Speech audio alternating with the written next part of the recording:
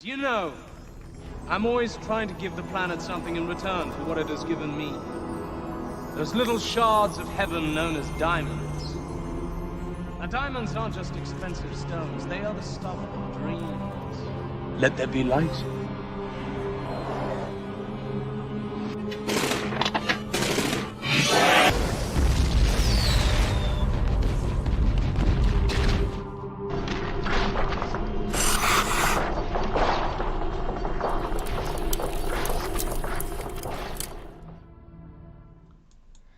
Good evening, everyone, and welcome to the final Pierce Brosnan watch-along. Die Another Day, a film that is as controversial as...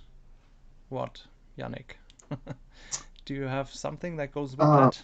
Caviar with sour cream? Caviar with sour cream, yeah, exactly. Good reference to The World's Not Enough.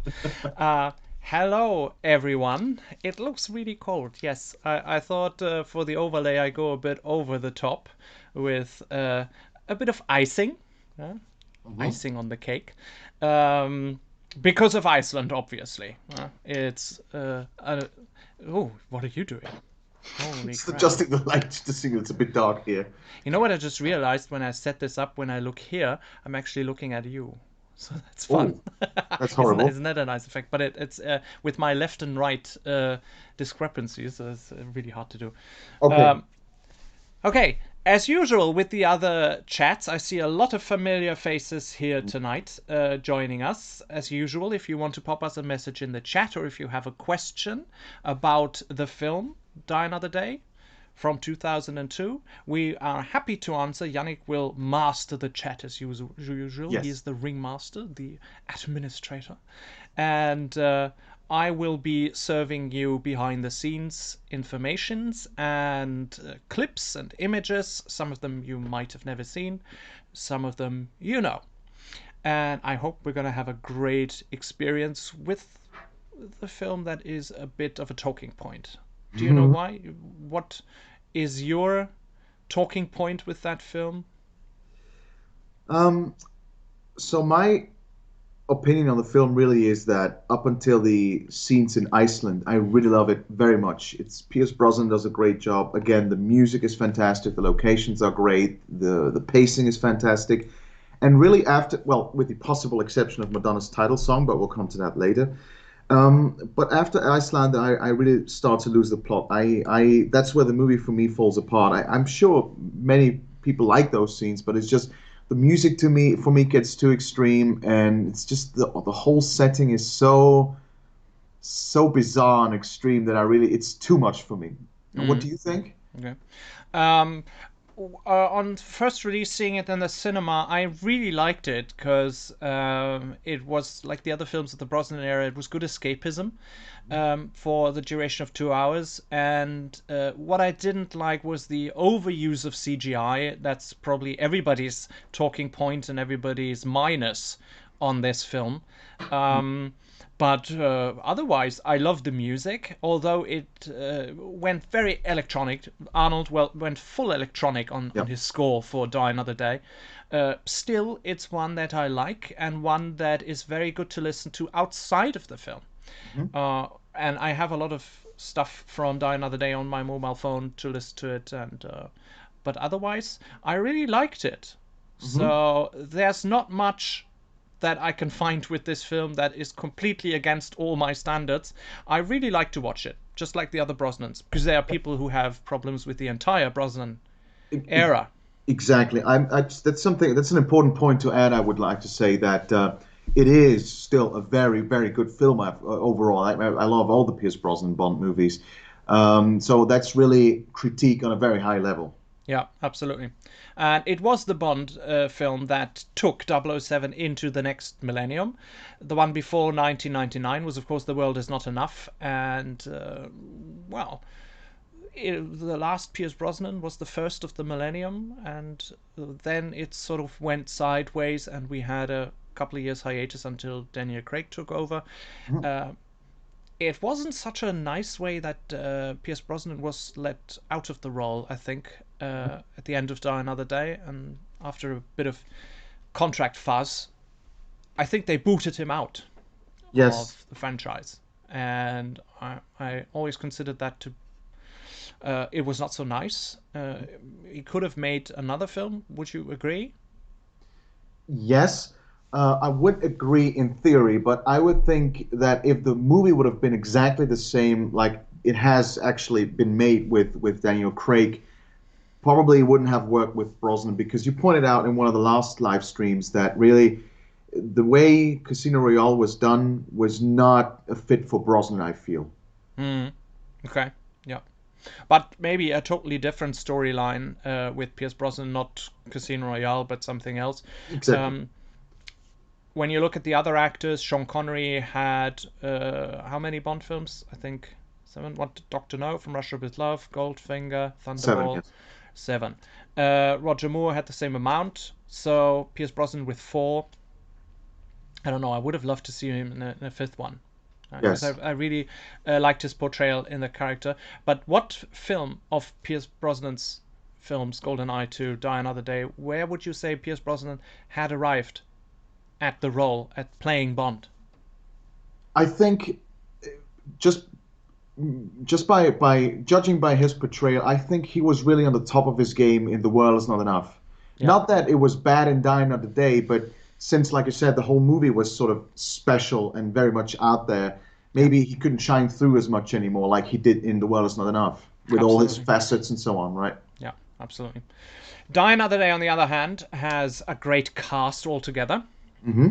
We have Halle Berry, and we will learn later during the film why it was so special to have her on board as a Bond girl. We have Rosamund Pike, who started her career with this film, and she's now a really good well-established actress. Yes. And I love the films she's doing. She's great talent. Toby Stevens, obviously, great Shakespearean actor. And I think all in all together, this makes a really, really good cast and a very multi-layered film. Location hopping as usual, and Iceland really providing a very cold atmosphere, very dark and cold atmosphere, and some other interesting things happened in the editing of the film that Yes. we will go in when the film is running, that are very interesting. So Absolutely. they did a lot of stylish things there, and of course it was the film for the 40th anniversary of Bond. Yeah. Right. Do you remember that, the anniversary year? I don't remember. I remember having went to the cinema and seeing the movie, but I was sort of, like I said, there was not enough make me a Bond fan, but still back in those days, you didn't have that big internet thing and all these Right. things. So I didn't really notice the whole Jubilee thing. Of course, we're aware, but it was not a focal point of it. I You- remember, yeah, because they had a specially designed logo. I still have it somewhere. I wanted to put it in here, but there was no room for it. By the way, let's say hello to a few guys, because the chat is filling up Yes. now. We're getting closer to the starting point of the film. Peter is here. Peter, hi, hello. Peter? You're not that far away. Hi, boss. Being James Bond, Joe Darlington is here. Thank you for joining us. You're early today. I hope nobody is bothered by that whole election coverage stuff in the US. I know I've been watching it. I've been monitoring it closely since yesterday, and it's good to have a break from it, actually, because there's Yes. not much happening at the moment. We're all hoping for the best, but okay. Gareth is here, and Andy is here. Andy from Scotland. Great to see you all and to celebrate that with you. It's going to be the last time for today, the last live stream. Then we have to think of something new. Or you give us a film you would like us to watch along with you. We could do that. We were thinking Live and Let Die, weren't we? Yes, absolutely. Yeah. You were hesitating for a moment. No. I was just catching up with the chat. It's really going All right. wild. It's Okay. great. Okay. I would really love to do Live and Let Die, Yes. but we have to sort of change the time when we do the live stream. So it would be nice not to do it every week, because it's a lot of work to prepare. 1 week of work goes into one single live stream. But okay, we're sitting here for 4 hours or something. Yeah. The last live stream, World Is Not Enough, was the longest, I think, 3 hours and 47. We were really, really good in that evening. But I can't promise that we do the whole Roger Moore canon. That would be in sort of like 7 weeks or something. I would really like to do it occasionally and maybe mix them up a little. So keep people guessing so that they don't know what to expect next. But Live and Let Die would really be my favorite to do. Absolutely. Yeah, because there's a lot of talking points away from the usual music. The music was not done by John Barry, it was George Martin. Right. A fantastic film score. And there is a lot in the German translation that we like and we would like to share with you. Yes. And I think we could also then put some videos here in the live stream to show you a bit of the German translation, because especially in the 60s, 70s and 80s, a lot of fun stuff was translated. Many things were translated wrong or unintentionally funny. Okay. That's right. Right, it's 11 minutes past 8, and I think we're about ready to start the film. Yes. We have the Blu-ray version, as usual, which runs 2 hours and 12 minutes. So if you have the DVD version of the film, your film will run slightly shorter. That's due to the frame rates. The Blu-ray just runs a bit slower. And I still hope you know where we are, and guessing from the behind the scenes, you will know in what scene we are right now. And in any case, it's just 5 or 6 minutes or something. Right, whose turn is it to count in the film? Is it you or is it me? It's mine again. Yes. Okay. Should I count us in another language or what? Just a nice trick. What would you like? Icelandic. Icelandic, thank you very much. I haven't spoken that language in ages. Last time I spoke Icelandic, I had a iced coffee with Björk, but that was in the 90s. So now I can't do Icelandic. Sorry. What else is in the movie? North Korean? Oh goodness. Dutch. Right. I just resort back to English. Okay. Or the German. Okay. Do German for once. The German for once? Okay. Yes. Is everybody happy with counting as in German? Yeah, well. 5, 4, 3, 2, 1, start. Here we go. Die Another Day. Yeah. First gun barrel where they did some fun. Yeah. By shooting at the camera with an actual bullet flying into the camera. I think director Lee Tamahori. What did you think of that, by the way? The gun barrel? No, the bullet that flies into the camera. I liked it. It was a nice effect. Okay. Because it was very, very brief. Yeah, very short. And the film opens with North Korea, obviously, but actually it's Cornwall. And if you look at our stream now, the behind the scenes, we have photos from the filming in Holywell Bay in Cornwall, where they converted a surf hut to a pillow box. To a pillbox. Not a pillow box. It's not a pillow box. It's a pillbox. And the opening surfing sequence was shot in Maui, near Hawaii. Christmas Day 2001 by legendary surfer Laird Hamilton. A really, really great stunt performer. And then they went back to Cornwall and just filmed these two soldiers and Bond and his colleagues going to the beach. And I don't know what the colleagues were for. Where did they go? Yes. Where did they go? What kind of job did they have? I mean, No idea. Yeah, it's a good question, by the Can way. anybody clarify that? I don't know. It didn't even come to my attention, but you're absolutely right. Yes. And it's funny, they talk to each other here, and it has actually been translated. The one says to the other, "What the hell is the taste of this cigarette?" And the other says, "I can give you Chinese tobacco." So it actually means something. It's not fake Korean or funny Korean. It's actually true. Okay. Yeah. That's interesting, huh? Yeah. And they really made an effort here to make that look like North Korea. They planted trees, especially. They planted a tree line and yeah, it shows you again through how many lengths the production is willing to go to make the film look right, to give it exactly the right look and feel. Yeah. I think the two other guys, they are just there, but maybe as translators or just to cut the wires. I don't know. Nice helicopter, Mil Mi-8. Russian, twin-engined, medium-lift utility helicopter. Okay. Most produced helicopter in the world. Really? Yeah, used in over 50 countries. Because it doesn't look familiar at all. That's true, but it will look familiar with different colors, and it sometimes has a slightly different build.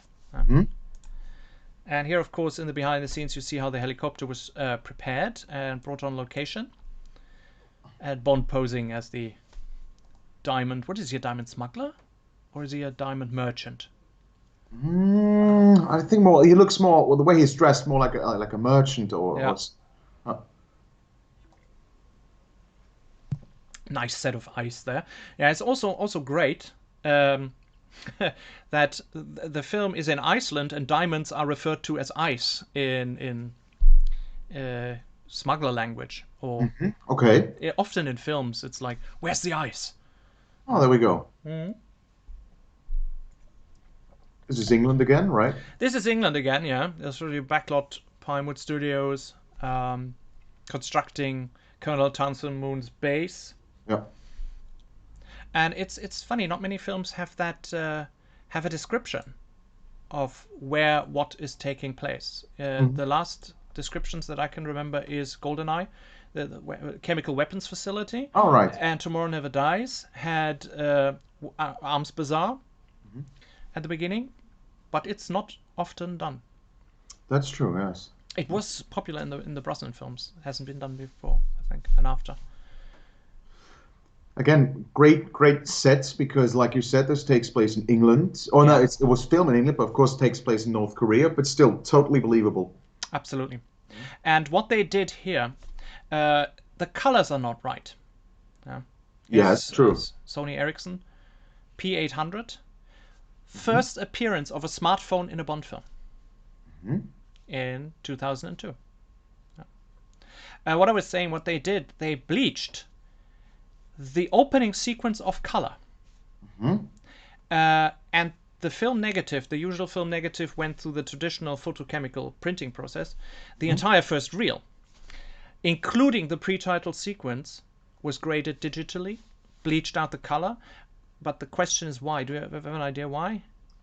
I think it's just it's the same thing. Like GoldenEye has these things in many parts as well. It's just it makes it look more rugged, more used, more foreign, right? Yeah, foreign. That's the key. They wanted to show the inhospitability of that location of Korea, and that unfriendliness. And I never noticed that before. I just thought it was kind of the colors were toned down for some odd reason. But I know I tried to contrast it a bit, and the colors get more, the red gets more red. It didn't look better at all. It just looked, I like the look how it is here. And it's nice that they said that they use such stylistic devices sometimes. I really like that. Yeah, that's just what just the look and the feel of this whole opening sequence is just what I love about this movie. It's like you say, it looks unfriendly, it looks terrifying, it looks like bleak North Korea, like you imagine it in your imagination, right? Yeah. Jorrit states correctly that the diamond merchant's name is Van Beek, a Dutch name, because Amsterdam is the diamond capital of the world, obviously. And speaking of Dutch, happy birthday to Famke Janssen. Oh yes, happy birthday. Famke Janssen. Nice. I can't think of a clever quip there. something with legs and squeezing. Imagine a big smartphone, the Ericsson P800, really thick. But intelligent technology, posting an image of Bond to a server and getting a positive match that he's a secret agent, actually. I mean, that doesn't work with my phone. No. Well, the camera's there, but the software surely isn't. No. Funny enough, Zhao is the first Korean henchman since Goldfinger. Oh, there we go. Yeah. Ah, nice. The Heckler & Koch Objective Individual Combat Weapon. OICV, yeah, It's exactly. a grenade launcher on a 5.56 millimeter caliber assault rifle. Hmm. So that Weapon? was really a prototype. Yeah, and That it's a weapon you was don't see often in movies. absolutely, absolutely.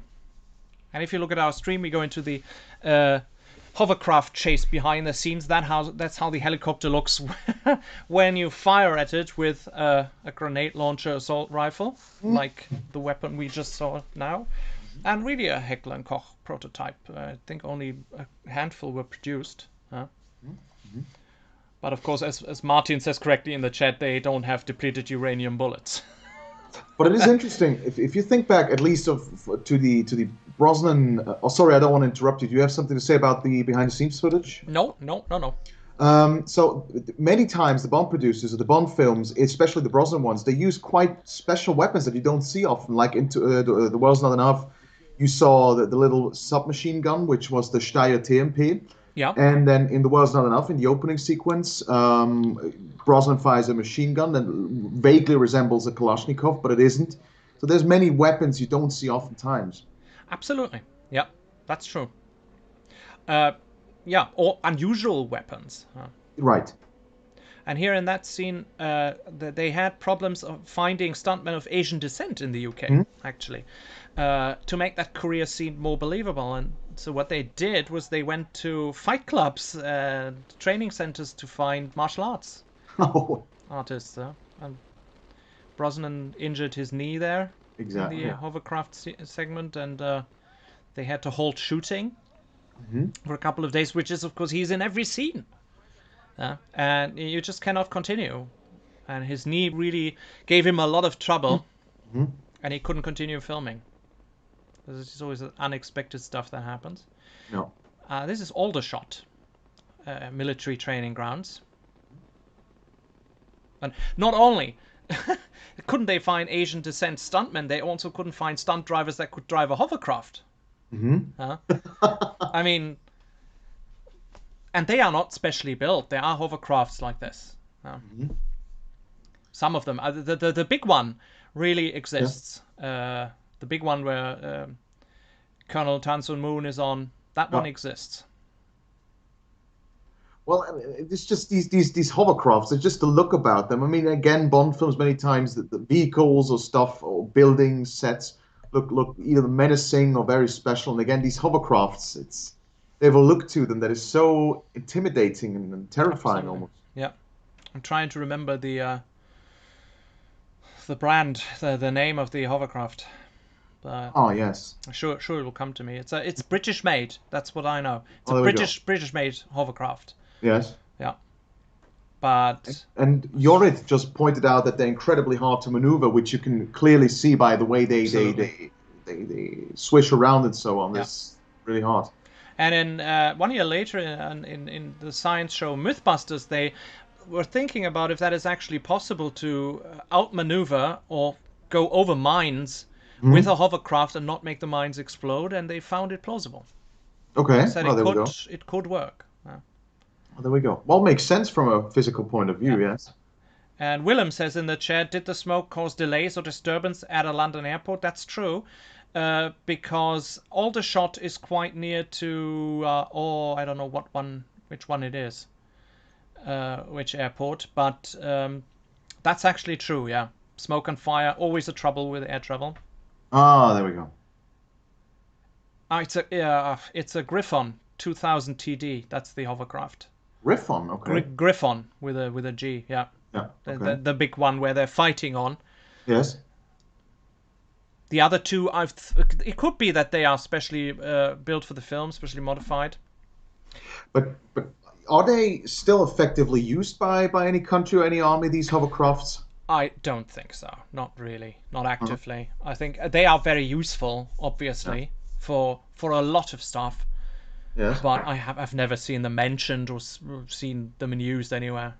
That's right. That's another thing. Yeah. Yeah, exactly. Because they're used in the bayous in America and so on, but Yeah. I've never seen them in military use actually. Yeah. Lot Miniature of shots. Yeah, and a lot of blue screen here in that scene. The fight on the hovercraft was a blue screen Yep. shot. There's a lot of blue screen in Die Yep. Another Day, and Mhm. we have a lot of images. There was a lot of model work, a lot of really tricky model work. Mhm. Again, which took weeks and weeks to build. The Ice Palace, for example. Yep. But it works. The sequence works, and you don't see that it was blue screen. Yeah, Even on the Blu-ray, you don't really see it. that's right. The only time I can really tell, well, of course, except the other parts that come later on, is the surfing scene at the beginning. The shot where Pierce Brosnan comes first in with that Eve in the background. Yeah. You can actually tell it's blue screen. I always found that a bit distracting because that's something could have shot easily. Absolutely, yeah. Huh? Often, maybe something is done because of timing. They didn't have Yes. the time to shoot the scene in a different manner, or Yep. very often there are insurance problems in the way. All right. That an actor cannot do it, or even a stuntman cannot do it. I think we're going to the title sequence. Oh God, the title song. I just have to come out and say it straight away. It's for me. It's not only probably the worst Bond song. I hate this song just as a song in itself. It's strange. You're I right. find it horrible. Yeah, absolutely. You're right. Mm. The- The No discussion there. the visuals are good, however. The visuals are very, very good, Yep. and funny enough, this is the only first ever and only title sequence that references the actual film's story Yes, in the title sequence. that's right. So it is one continuous thing. It's not another aesthetically designed, just some nice girls and some animation. You see parts of Bond's torture by the North Koreans. Yes. You see him in jail in Korea, and you see them torturing him, and it's part of the storyline.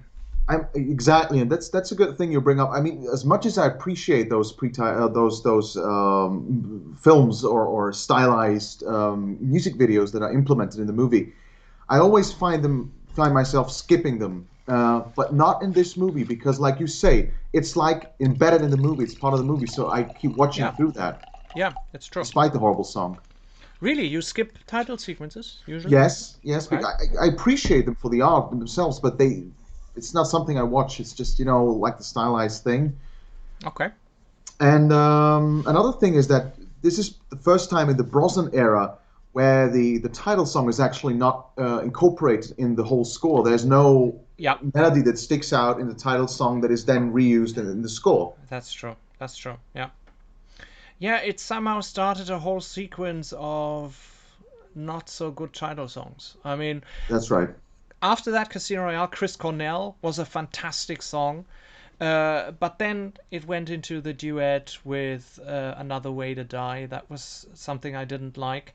God. Skyfall was something I thought was over the top. It was nicely done by Adele, but And it gets old very yeah, fast. I don't want to go as fast as to say Adele is overrated, but the song was teased to us as much more with an operatic finish, and I was looking for that and waiting for Yeah. it, and it didn't arrive. And then, of course, came Sam Smith, and now we have Billie Eilish. Yeah. So, actually, when you listen to Die Another Day interpreted by an orchestra, it has a totally different feel to it. It's still quirky, but without a singer and so on, it works somehow. I sang it myself, Die Another Day. I sang a sexy version of Die Another Day. I don't know why. It was that. It was 2000 and oh my god, I don't even remember 2004 something. Yeah, on the License to Thrill album, it's a sort of lounge cover where everything is really, really slow. I mean, you know what I talk about. You're also a small jazz country fanatic. First Bond film to be directed by somebody other than a British person. And almost the project went to Jan de Bont or Brian Singer. Ah. And they both declined, I think. Yeah. totally here- different. Yeah, so go Yeah, ahead. Go ahead. You can already tell in these scenes what really catches my eye after what you explained in the beginning. The colors are already more intense. The contrasts are more intense already, Absolutely. Absolutely. despite the fact they're still in North Korea. But you can tell it's already Yeah. more colorful. It is more colorful, but still damp and dark. Yes, right. And with the gray walls, they do the trick here. Mm-hmm, The gray walls, and then the exchange, when they exchange Bond for Zhao, there's a lot of smoke, and it still makes the location. And I don't know where they are in North Korea. They must be closer to the border, otherwise they couldn't do the exchange or anything. But in the cinema, I remember quite well.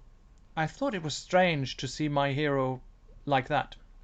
And I love the performance of the actor who plays the general in those scenes. Yes. He's intense. He's a very good face and very intense. Absolutely, it's really good. Yeah, and like we said earlier, this still has something to do with actual politics today. I mean, North Korea has had a big hype again in 2016, 2017 with Trump going there to see Kim Jong-un. Here in our stream, you see behind the scenes of Pierce Brosnan being prepared for makeup and everything, which took, I think, 3 hours. Every day. Oh, there we go. The duration when they shot it. False beard, long hair. So North Korea is not off the table politically. That's right. So the question is the portrayal of North Koreans here, if that is factually correct. Don't want to make an assumption, but that's a good point. I mean, even though I like the portrait of this general, but I have a hard time believing that as one person there, if he's not had any specific contact to the West, they are so brainwashed from the childhood on.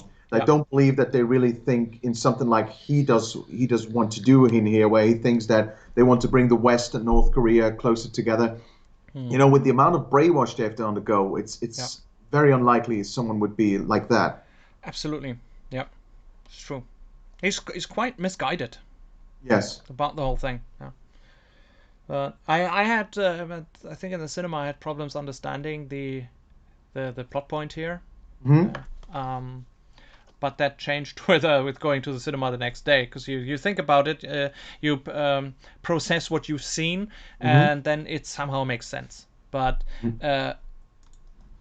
it took a long time to find out where in the film the information is hidden, who betrayed him in North Korea. That took a long time. No. But the person actually says it. What? The person actually says a sentence. When you hear that, you know that this person is the one who betrayed him in North Korea. I'm not spoiling it. I'll tell you when the scene comes, but you know who betrayed him. Oh, do you? Oh, please tell me you know who sent the picture to Zhao. Oh, yeah. Good. Yeah, right. And yeah. That's true. I thought what Yorit said, will they shoot him? I thought that they're going to assassinate him. Yeah, they're going to execute him.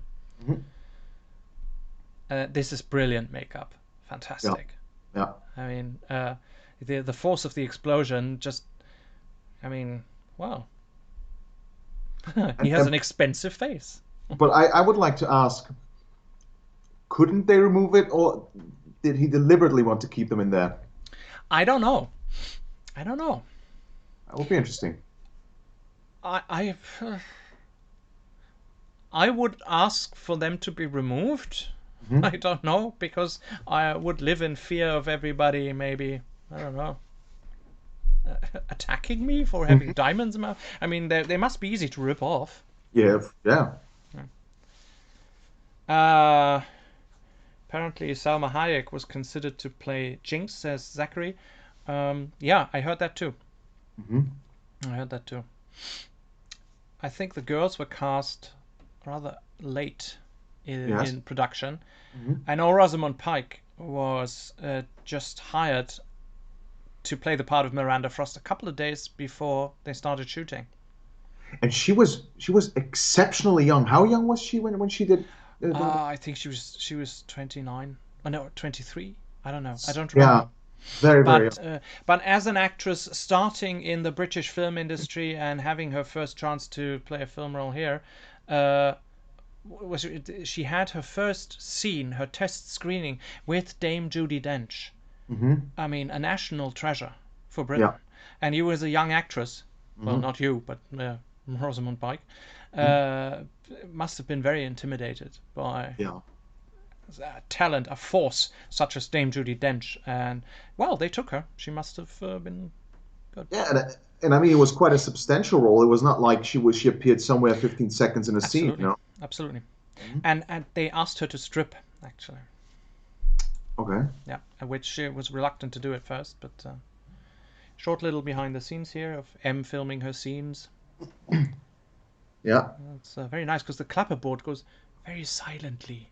It closes. It's not the loud clap. It's really very, very silent. Njorit says M not at her office. Yes, that's also first. Yeah, Well, not the first, but absolutely. Yeah.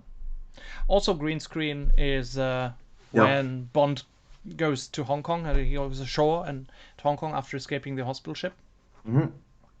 It's done with a backdrop in the Pinewood water tank. Yeah, don't know if that was necessary, but well, it's well lit. It looks convincing, so yeah. it's okay. It's okay. Not that bad. But I mean, it's done in every film today. that's true.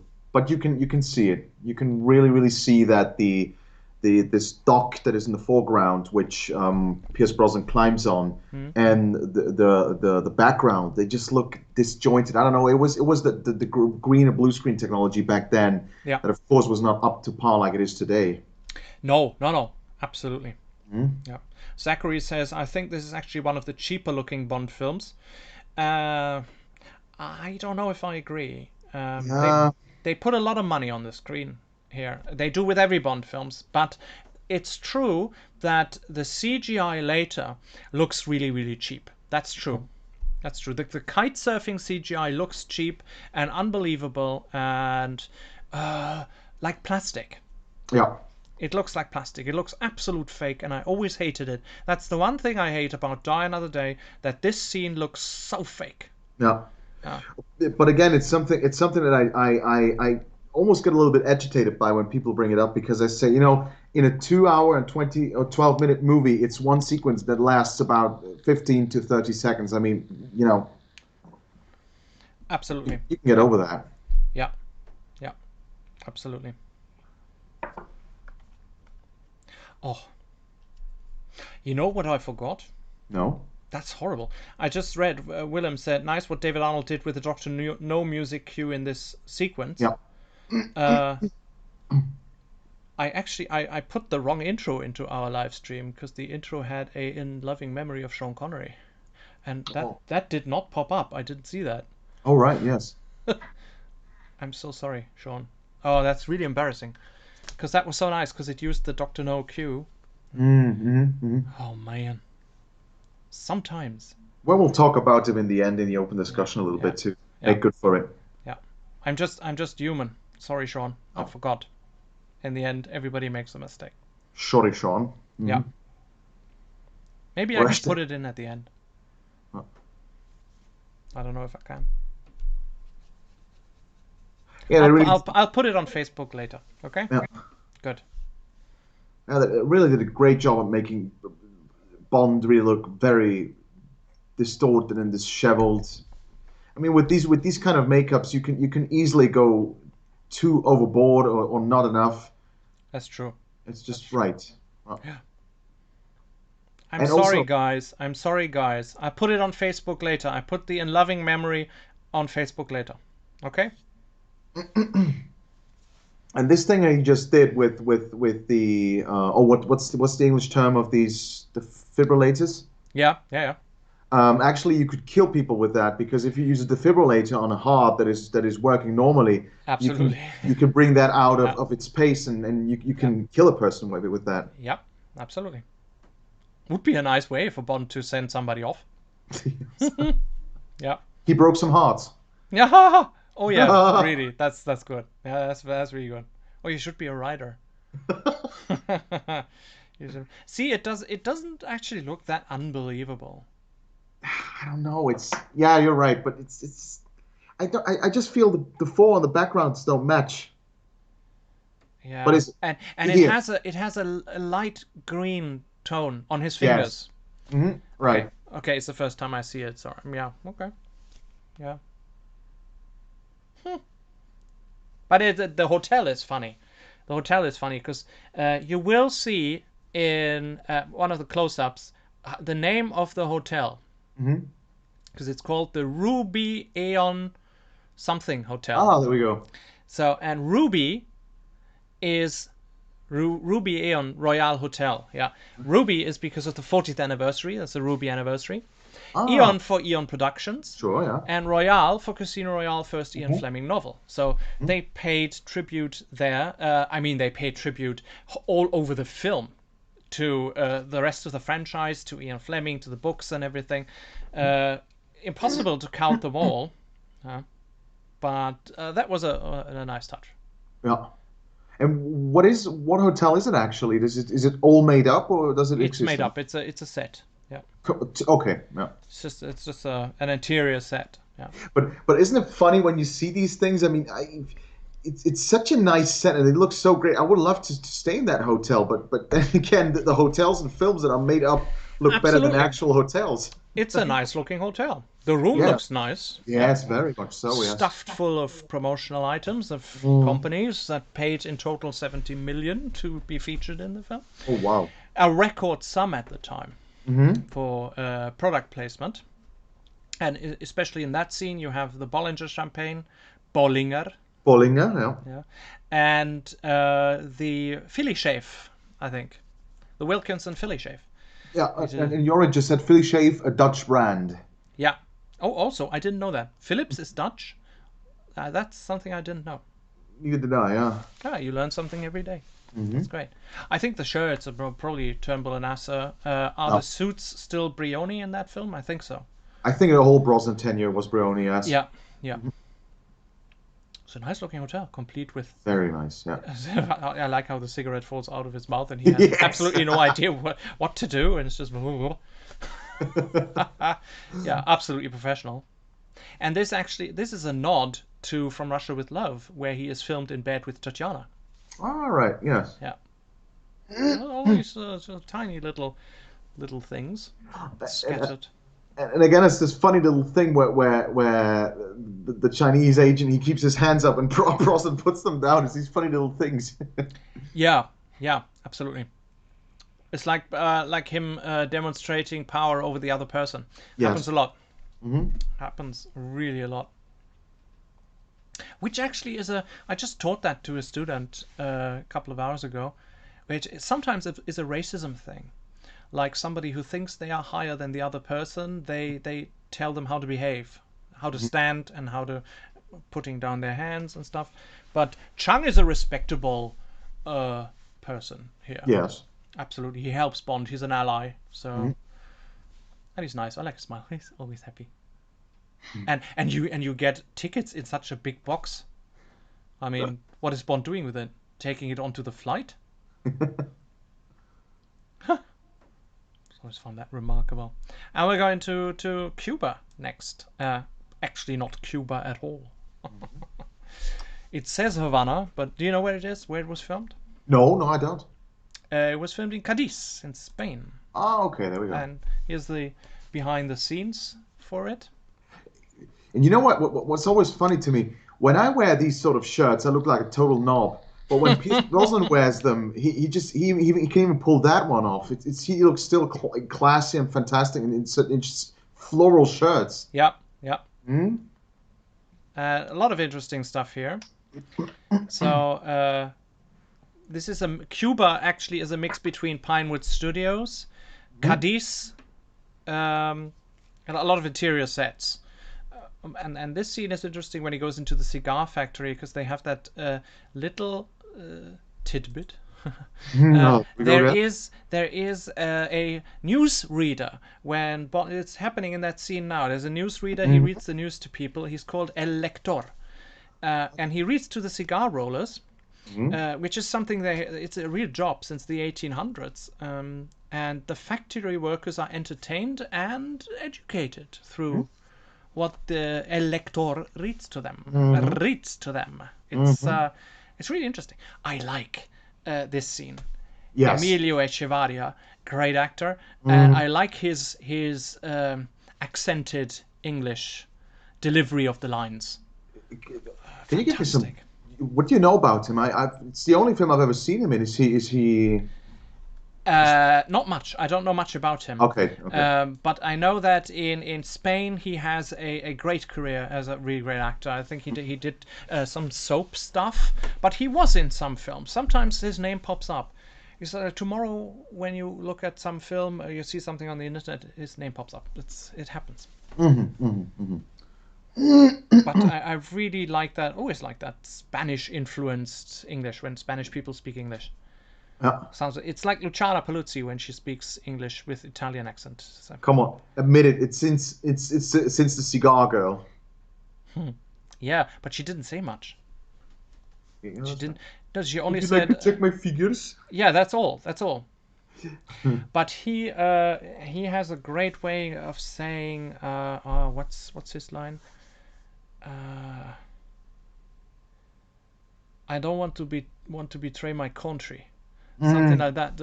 Some vowels are more rounded and stuff. Yeah. That's nice. Country. Yes, right. Yeah. Yeah, this scene also a tribute to Ian Fleming because Bond picks up the book that James Bond wrote, the original James Bond, the bird watcher, the ornithologist, Field Guide to Birds of the West Indies. That nice touch there. Yeah. Going really back to the origins. Really great. Although I always ask myself with these little references, how many people actually notice this? You know. Oh, there are lists. There are lists on the internet. The only films where that really happens extensively is Die Another Day and Spectre. But there are lists, where people then see things that aren't there or references that are not really references. You could use everything as a reference. Just Bond holding a revolver. You could say, oh, the revolver is similar to the revolver in whatever, the Man with the Golden Gun, or something like that. The car is similar to something. In No Time to Die, there will be a similar car like a Dr. No. There will always be references. That's right. But I think that's good because not everybody sees that normal. What puts us apart from the normal cinema goer who sees a Bond film for the first time? We see things that they don't. Yes. Yeah? Tiny things that make Bond great, things that Bond always does. Typical Bond moves, like drinking a martini. I mean, everybody knows that around the world. But I mean, Pierce Brosnan has a really great style of walking. The stride, yes, it's very impressive. Yeah. And which is nice because I think Ian Fleming said and Albert Broccoli said, but that was with Connery when they hired Connery, and he came to the Eon offices, to the old Eon offices. He said, I think Albert Broccoli said, I like him. He walks like a panther. Maybe you can help me when we're talking about Brosnan's stride. What didn't Danny Morgenstern once told a story that it's actually this sort of stride has even a name, or that he does this deliberately or amplifies it deliberately? I don't know. I would have to ask Danny about that, but that might be. Yeah. Some more behind the scenes here of the beach scene with Halle Berry, which is of course reminiscent of Ursula Andress, your Swiss export, Ursula Andress. And this was definitely filmed in Cadiz, in Spain. And it looks sunny and warm, but it wasn't. It was quite the opposite. Because the film was shot in January, February, March or something. And the minute she was done coming out of the water, she had to be wrapped in blankets. And there will be a photo with a warming bottle. It's really, here it is. And it's really nice because it wasn't a sunny day. And Spain usually is rather warm. And now the temperatures outside have somewhat reached Icelandic level. I don't know. Switzerland must be worse than us, I think. No, at the moment it's still quite warm. Really? Actually. Yes, these days, yes. I think this morning I saw ice on the cars. Okay, wow. Yeah, that's global warming for you. Well, you're more up north, so yeah, it's colder, yes. But when winter comes in here, will be very cold, yes. Yeah, the North Sea, of course. Mm-hmm. Mm-hmm. Yeah, all our German submarines will freeze to death. Ah, funny. So, generally in this movie, what do you think about Jinx as we're introduced to her right now? I think it was a bold move. Mm-hmm. Well, I didn't think that at the time, obviously, because I was just in digesting Mm-hmm. that she's there. But fantastic choice, because how many Oscar nominated and Oscar winners do you actually have in the films? And I think it was during this scene or during the scene that they that comes after this one where they invite the Castello is she had to go away to the Oscars, and she was nominated for her role in Monsters Ball and she won that night. Mm-hmm. So she came back to the set of Die Another Day as an Oscar winner. That was something, being African American and an Oscar winner. I think she was the first Oscar winner, or the first female who got an Oscar. And that was something really, really special.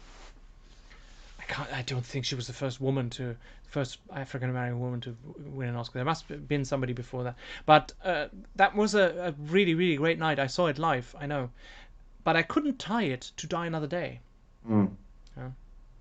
And by the Oh, way, this is talking about smoking hot. Jorrit just pointed out that this is the last time Bond smokes, of course, yes. that's true. Yep. Love scene had to be trimmed. They had to cut out 7 seconds to get a PG-13 rating. Okay. Yeah. A lot of interesting stuff just in that little scene. I mean, you don't see much. Mm-hmm. You just see two people having fun. Breathing. Yeah. Breathing. Heavy breathing. But she also has a knife. I don't know where she put that knife right now, but she has it, and it's a Speedlock 2. German knife. Ah, okay. Yeah, manufactured by Böcker in Germany. Booker. Yeah, and it gets better. She choked on that fig, eating that fig, and Brosnan had to perform the Heimlich maneuver on her.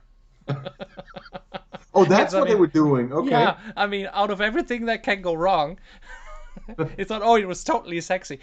People, don't do it at home. Don't play around with berries and figs and whatever, because in the end your partner will choke and you have to perform the Heimlich maneuver, which is grabbing the person from behind and really choking their bowels until the air pressure. Uh, By the way, it was a nice little tidbit there. Don't play around with berries. oh yes, yeah. Oh yeah. Oh, good. Thank God. Great. Yeah. Now, Bond gets left as opposed to he always leaving the women. Yeah. Good observation. Really. Yeah. Great. Yeah, because she's an agent. She has a mission of herself, and that is an indication that something is up with her. Yes. I didn't realize that until they are actually in the clinic. Hmm. That was nice. Hola. Yeah. Hola. Yeah. Hooker in the room. Yeah. Hola. Great. Great David Arnold Typical. score. Absolutely Yeah. typical. Great David Arnold score. So Yeah. and he has all these little compositions. I mean, Hmm. they are not overly long, and on the extended version of La La Land Records, they are all there. Even a version not used in the film. And when I Exactly. compare them, there's Uh-huh. not much difference. But when you listen really, really closely, you can hear the difference. It is. It is. I've compared those two, and I was asking myself why the tracks were unused. And by the way, I can't imagine how you could do an unused track because these orchestral recordings and so on. And it's a full blown track. It's totally done. I mean, production costs, recording orchestra costs. How you can produce unused tracks? I mean, usually you do these tracks before, then they get okayed, and then you go in and record because, like I said, it costs a lot of money. Mm. But the track that they used in the movie is much more subtle because the unused track has much more brass trumpets that stick out much more. And it's almost too much a little bit. Absolutely, yeah. Yeah. This is really sneaky spy music with muted trumpets and so on. So Yeah. no, And it's good sneaking play acting by Brosnan. I mean, it's really he does that very well. He knows where to look. He knows which cable to pull. That's really fantastic. Because often actors have to interact with items that are not really in the picture, especially when you have green and blue screen. But I think it's worse on blue and green screen heavy pictures like Marvel's Avengers or whatever, where there is so much green screen that you, for the whole of the time you spend on that film set, you interact with green screen elements, stuff that is not really there. But the Bond sets are always fully built. Yeah. So that clinic is, every room is fully built at Pinewood. Yeah. And this is where the money goes. So that's why I cannot support the claim that the film looks cheap. Because I see the money put on the screen in other scenes. Yeah. Sure, the kite surfing looks fake, but look at this. Look at the window. There's this almost church-like window. Where would you find that? I mean... That's right. Like you say, there's a lot of things that they do really great, but they did themselves a disservice with the amount of blue and green screen. That makes it look cheap, or gives the impression partially of it being cheap, right? Absolutely, yeah. And they learned from it, and it was Barbara Broccoli and Michael Wilson admitting in some interview, I don't know where the original interview is, I have it somewhere, they admitted that they did not listen to fans properly and that they misjudged what fans would like to see, and that Die Another Day was sadly an over-the-top experience, exaggerated film with effects, gadget-laden, and just a bit unbelievable. Yes. And they didn't excuse themselves. They didn't say sorry. They just said they misjudged what fans wanted from the franchise. That's always a bit. It's walking a fine line between fan service and actually coming up with a new plot. You can see that in the latest Star Wars installments, that they don't really find the role that we're looking for. By the way, just a little thing. Did you notice the man with the golden gun reference in this previous scenes? The Scaramanga's Funhouse. Exactly. Yes. And by the way, this is the German voice that you can hear in the background. That was the same like in Tomorrow Never Dies at the airport, right? Oh yes. Not the airport, in the print. Yeah. No. It was I think it was at the airport security announcement. Don't leave your baggage unattended. Right. It was the airport after all. Yeah. Yeah, really great. Did you know that Pierce Brosnan's voice is in the Köln-Bonn. Köln-Bonn airport. Yeah. Welcome to Bonn, Köln-Bonn. That's when you land at that airport. Yeah. Yeah. It's the German voice of Pierce Brosnan. Yeah. Frank Glaubrecht. Yeah. Yeah. Right. Is he still alive? I think so. Yeah, but you can tell that of course he's getting older, and the voice. Really, many of these voices that we from the famous actors, Bruce Willis, Pierce Brosnan, Sylvester Stallone, so they still do some work these days. But you can somehow the voice ages much faster than the appearance. Yeah, the actor they voice. Some age, others mature. Right. Sean. There was a little bit of Scottish in what you said before, but I forgot what you said. So. Okay. Oh, you said it's a fine line. Thought that was a bit Scottish. It's a fine line. It's a fine line between being Pierce Brosnan and Sean Connery. Robert Carlyle anywhere? Robert, come in here. It's great. I like to experiment with accents. It's really it's fun. And he likes it again, yeah. Yeah. He enjoys our Scottish tidbit. Yeah. It almost sounds like a cake. Scottish tidbit. Right. Yeah. I don't know. Somewhere in that scene, Halle Berry got an eye injury, that famous eye injury that was in all the papers because she was practically dead, according to the news. Yeah. Yes. And what happened was it was just a smoke grenade, and some dust particles got into her ear or just into her eye, a little stone or something. Mm-hmm. And yes, she had to be operated on, but it was nothing. The next day she was back on set. She must have had quite an experience filming Bond. Yeah, She's absolutely. almost choked on a fig, then she almost lost an eye. I mean, you're a fresh Oscar winner. You choke on a fig, you lose an eye. It's great. It's what you do. Yeah, it's absolutely what you do. Yeah. It's so bizarre. Yeah. Between all the running and explosions, the fig almost killed you in your eye. Yeah, all in a day's work. Yeah. Fun. Yeah. Why in the world would she choose that dress? I mean, okay, it's good for running, but And I never understood this scene when he was running to the helicopter. Was this helicopter meant for him? I don't think so. For him to escape, it was for other patients. They pushed him away, and then the armed soldiers standing by the helicopter, they were then shooting Bond. It doesn't really. Yeah, this is indeed weird. That's I'm absolutely with you on that. Mm-hmm. It's weird. It's something I always wondered. Mm-hmm. Do they have a helicopter standing by for Zhao? Yes, Because you're right. that doesn't look like a medevac helicopter or something. It looks like a private helicopter thing. And the guards, they don't look like they work for the hospital. No, and of course he was not intending to leave. He was in a procedure, So why? Absolutely. It's just well, one of these continuity things I didn't maybe think about. Mm-hmm. And here are the diamonds, the ice. This is so blue screen. You can tell by the hair and that's so on. true. Right? That's true. Absolutely. Yeah, I've seen that before. Yeah, you're right. That these are the moments where it's really badly and wrongly implemented in the film. Yeah, that's true. Absolutely. Gustav Graves' laser signature there. Mm-hmm. Used it in the beginning. Yeah. Yeah, it was very nice. Again, it was that's very great nice. work. Yeah, I love these little tidbits.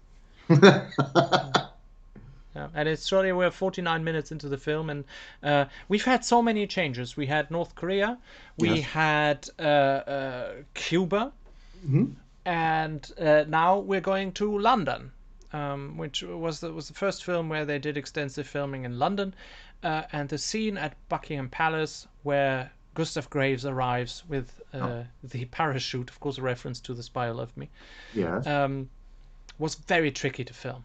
Because you need permission from Buckingham Palace to fly over there to get the right jump position, and it took weeks of preparations by, I think, location manager was Simon Marston, I think. Yes. And they were on the phone practically day and night with flight authorities to secure the rights to fly an airplane over Buckingham Palace, throw out that stuntman, and do that jump. And it was around the time where the Queen Mother died. Yeah. So this complicated things because you have a funeral to prepare and everything. And here's Deborah Moore, Roger Moore's daughter. Mm-hmm. And if you look at our behind-the-scenes stream, she filmed her scenes here on a aircraft in Pinewood. Mm-hmm.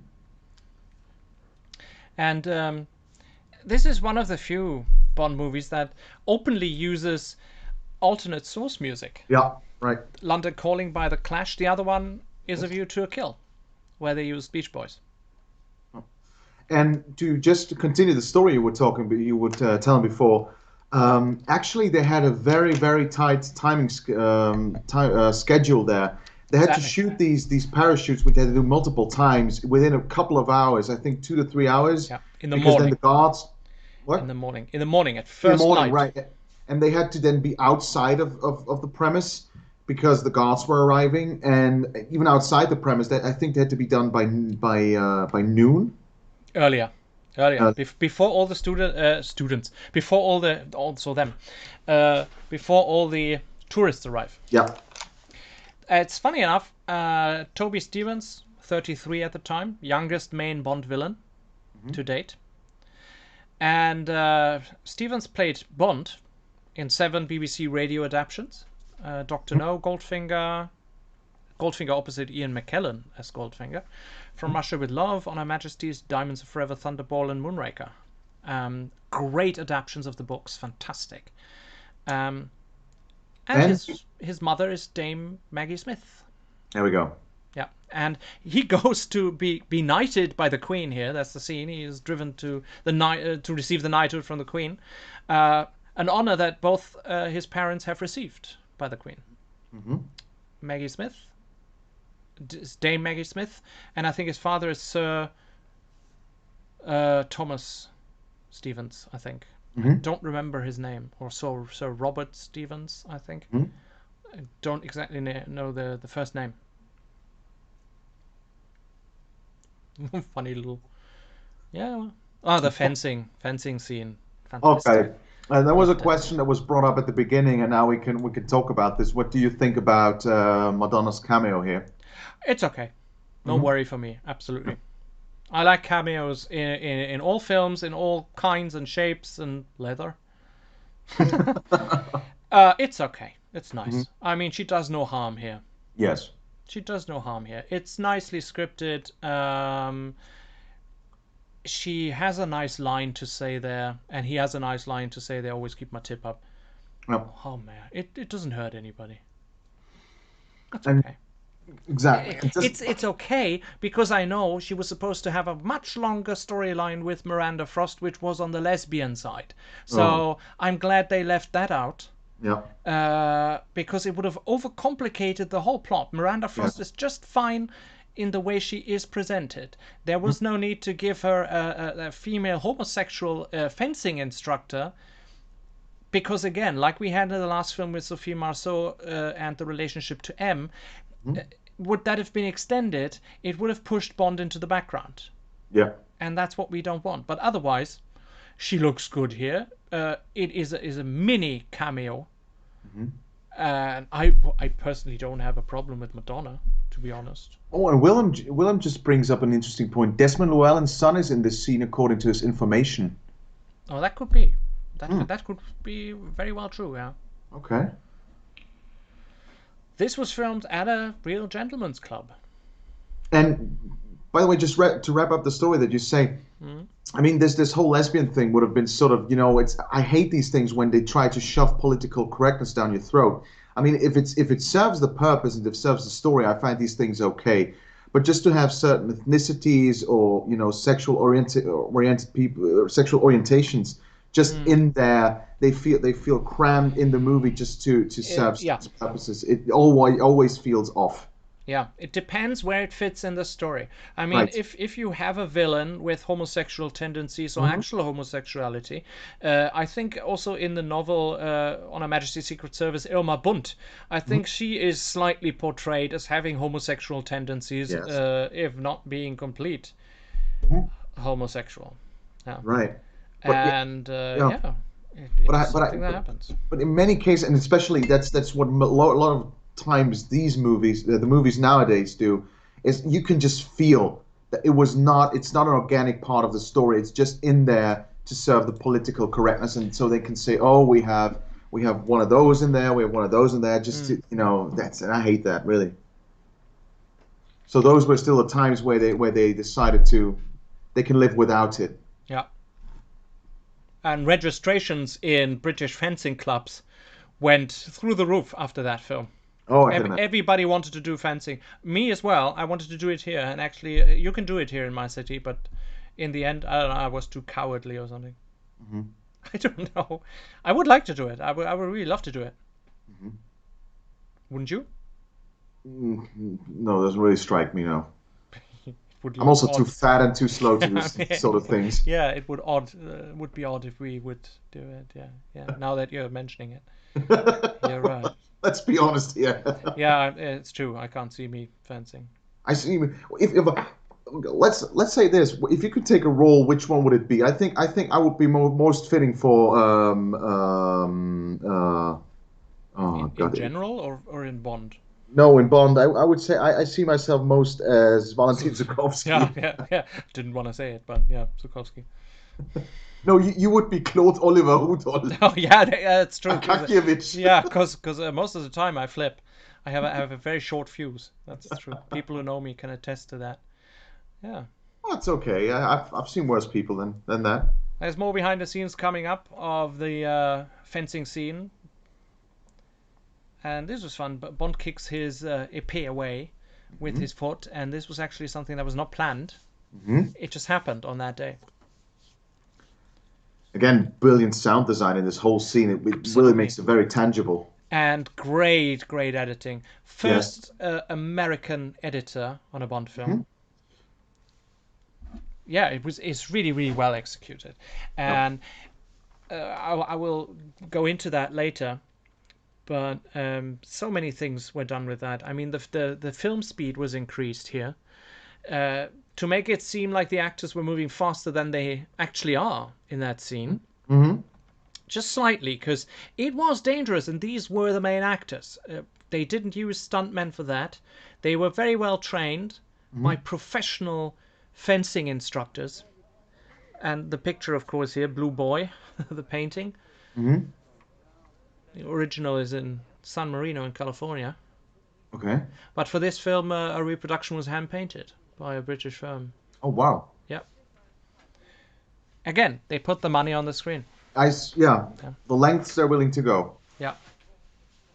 It has a great dynamic, that scene, because so many things are happening, and Christian Wagner was the editor on that film, and he did a really great job with it then switching to the outside, and look at how brutal that fight is portrayed, and how vicious Gustav Graves gets, and how angry, and this is reflected in his face, and he does that brilliantly.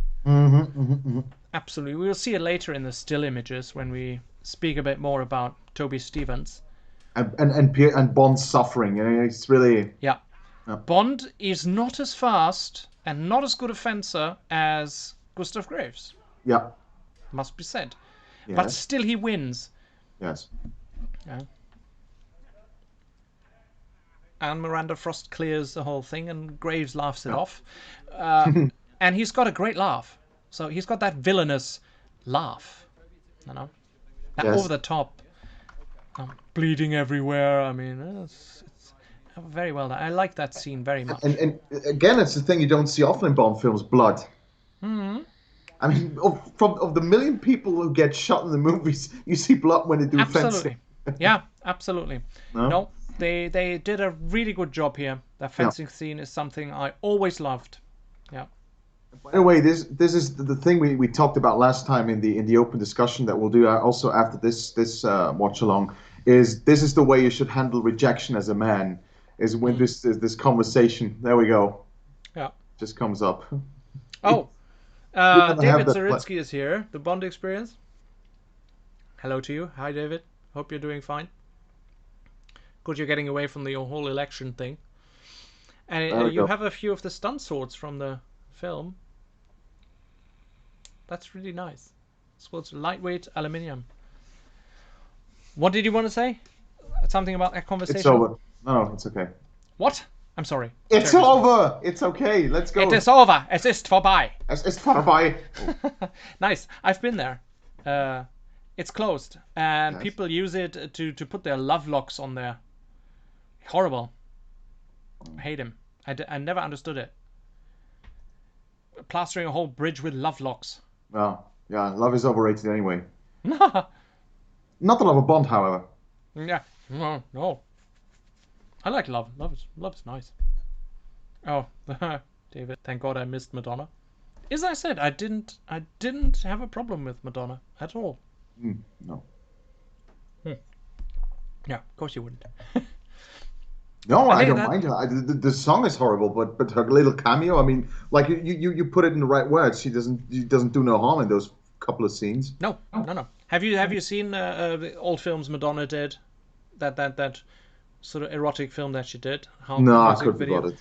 No. I think I've seen that, and of course, well, she had that image, and it was all a bit saucy, but it was still I would consider it art. Depends.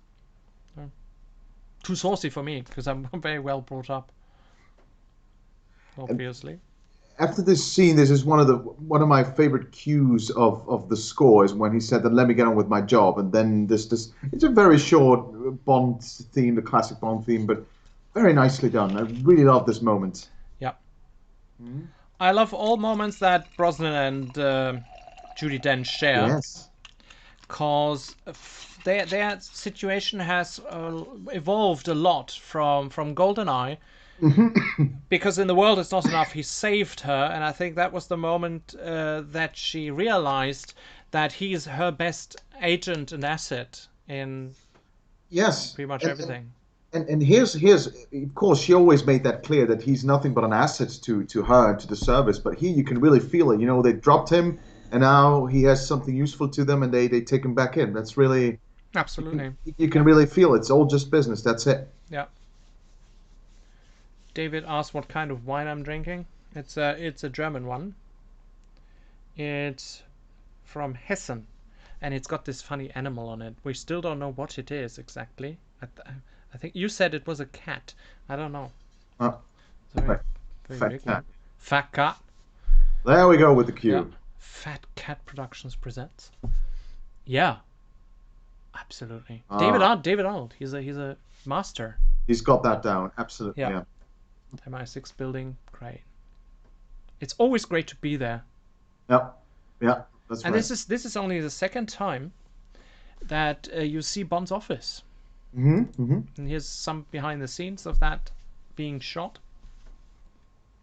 Of course, that's probably not how the real MI6 looks like. We spoke about that in Exactly. The World Is Not Enough. Watch The along. office is on the ground. Yes. The offices are underground. Yeah. Yes. Right. Yeah. And what And, what a waste of space it would have been anyway. I mean, for an agent that's supposedly almost all the time he's out there, absolutely. to have such Yeah. a spacious room, you know.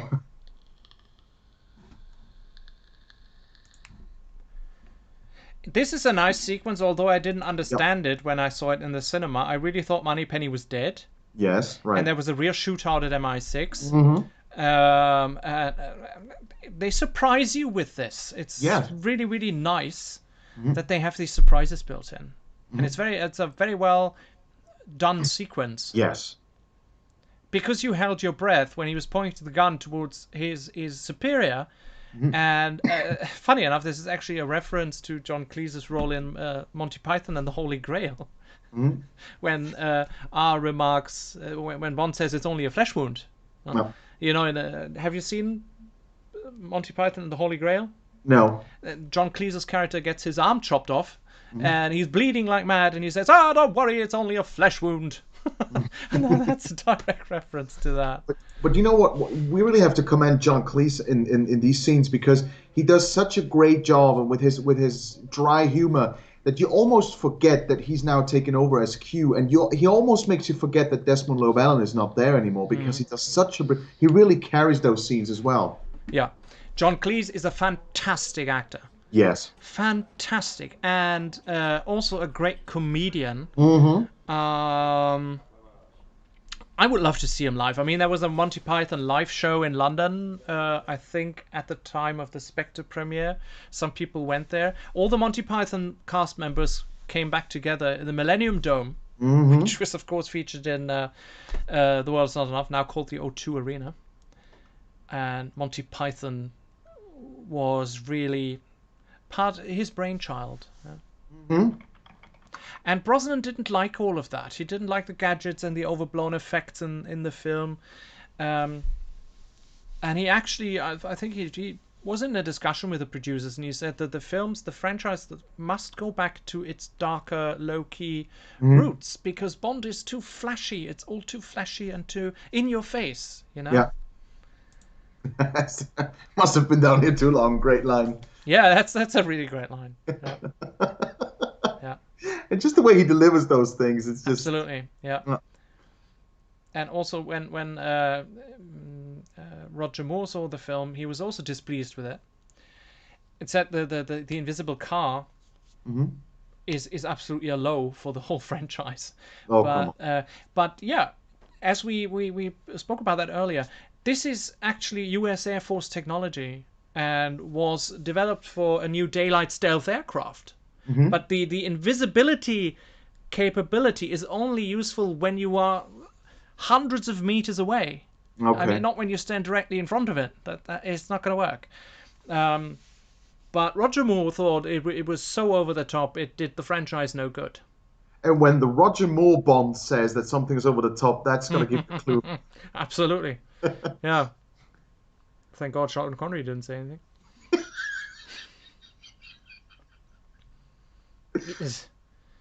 Sorry. Good old Sean. Mm-hmm. Well, but I mean, when I saw the film first, I didn't mind the car. No, I mean it's such little details. That's why I don't understand why people go on about this so much. You know, also in all those reviews and things like that. It's when it's first thing that's brought up, and I say it's such a small part of the movie. How can it bother you that much? It's fun. It's escapism. I Yes. mean, that's why you go to the cinema for. If you want art, go to an opera. Right. And even there, you know that most people die in the end. Okay. How original.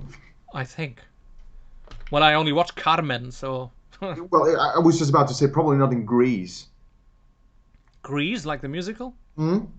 Oh, that's not an opera. That's a musical. Yeah, well, come on. Oh man, you're an art lover.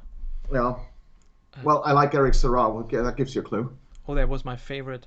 Oh man, again. I always say oh man. I don't know why. It sounds so American. When I fall off the horse, I say that. Oh man. Probably a cowboy routine. Rosamund Pike, she looks great in that scene. First scene.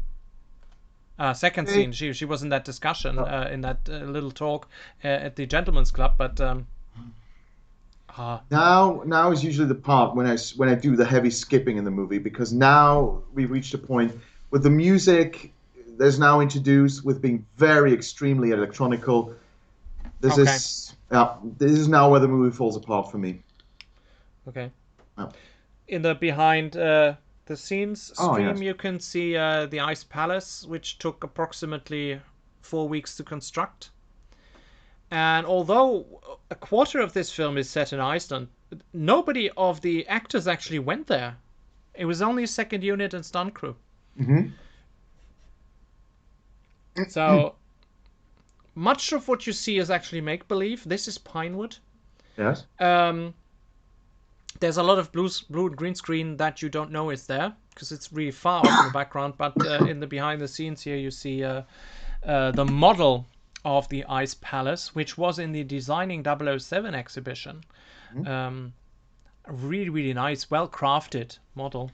Mm-hmm. But the rest was partly shot with plates, and it's a little-known story that the production actually went to Norway and filmed ice plates from glaciers and stuff. And the Ice Palace is based on a real ice hotel. It's in Jukkasjärvi in Sweden.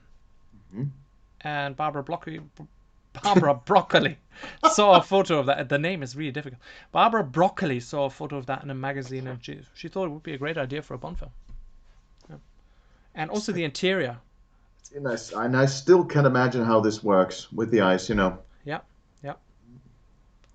And Andy said rightly in the chat, some scenes shot at the Eden Project in Cornwall. Mm-hmm. That is Graves' residence and diamond mine that is next to the Ice Palace that we see later on in the film. That was shot in Eden Project, which is, I think, like a botanical preservation thing.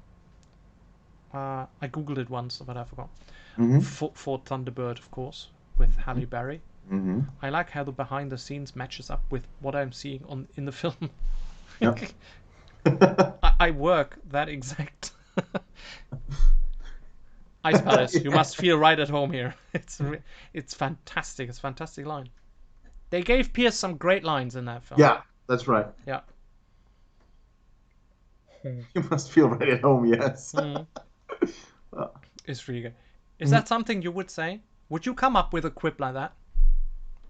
Well, you know me better than I do, yeah. I think, well, my quips usually are much darker and much more extreme. It's something I wouldn't say in a live stream like this. Okay. that dress that Halle Berry is wearing was actually, it was not a Lindy Hemming. Uh-huh. It was Donatella Versace. Oh, there we go. Yeah. Because I think once again it was Barbara Broccoli who saw a dress like that in a fashion magazine and thought, oh, that's nice. And she had Donatella Versace do sort of a copy from it. And that's what Halle Berry is wearing on original Donatella Versace. Oh, well. Also a nice scene. I mean, this icy setting and then the dinner jacket and everything and the nice dresses. I mean, they are not actually cold. Yeah. And I get cold easily. I mean, I was cold this morning when I went to the horses, and it was like 9 degrees or something. And I wore a thermal. I wear thermal trousers because I get so cold. It must be the age. I don't know. But I mean, the ice hotel. If you are standing completely surrounded by ice, that must be a lot. That must be 0 or 1 or 2 or 3 degrees, and she's standing around there in a Donatella Versace dress. I mean, come on. You know, the funny thing is now, watching it in hindsight, of course, back when Die Another Day came out, I was much younger and a little boy still. Yeah. And in that time, I never understood that actually Graves was the, I would say converted, the operated. Yes. Yeah. You know, to me, it was a Yeah. different character. And it took me a long time to actually realize that this was Colonel. Absolutely. Yeah. Me too. Oh, really? Yeah. I love that scene. I Yes. love Miranda Frost's entrance there. Mr. Bond. Fantastic. And she's not overly, she is very glamorous, but not overly. Decent makeup. Yes. Great, not over the top, but she feels icy all the way. Interesting thing, in the chat, Andy said if you check out Kelvin Dyson's YouTube channel, he has an interesting story about meeting Pierce Brosnan and his wife in Iceland. Do you remember? We talked about that. I saw the video and I told you that he met Pierce Brosnan in a pool in Iceland. Do you remember? Could be, yes. Yeah, and I asked you, what would you do? Right. Because right. it's such a private setting, and would you speak to a famous person that is on holiday in that private setting? I think Calvin Dyson didn't. Missed the chance of his life. I would have. You would have, okay. I yeah. would have, obviously. Hello? I don't think I would have, honestly. I'm intrusive. Okay. No, you know what? Because Pierce Brosnan, to me, not only because of Bond, because I just love him as an actor, I would never want this picture to be destroyed by him. Of course, he's on a holiday and he's enjoying himself and enjoying his privacy. And then if he would come off as an arse, you know, I would crush my whole image of him. I mean, we had that story about the other Bond actor. And well, never particularly liked him anyway. But after the meeting, I can't watch the movie today anymore. You don't even call him by his name. No, I wouldn't. No exposure for that man anymore. And so this is. I'm sorry if I'm Yes? interrupting, but this Sure, is go on. interesting because this scene required the most amount of lights ever in a British film. okay, 160,000 watts illuminated that scene. yeah, you can tell somehow. Yes. Yeah. It's over the top. I thought they just increased the contrast and brightness, but they Yes. didn't. It was actually, just for that brief scene, it was at 160,000 watts lights. Wow. Ugh. Goodness. Yeah. No, I would have spoken to Pierce and would have said, "Oh, you're in the same hotel? Isn't it nice here in Iceland? Something small talky, you know?" And then I would say, "You know what? I really admire the films you do and everything you do for the environment. Have a great night." Okay. And then I would have swam off like the big whale that I am.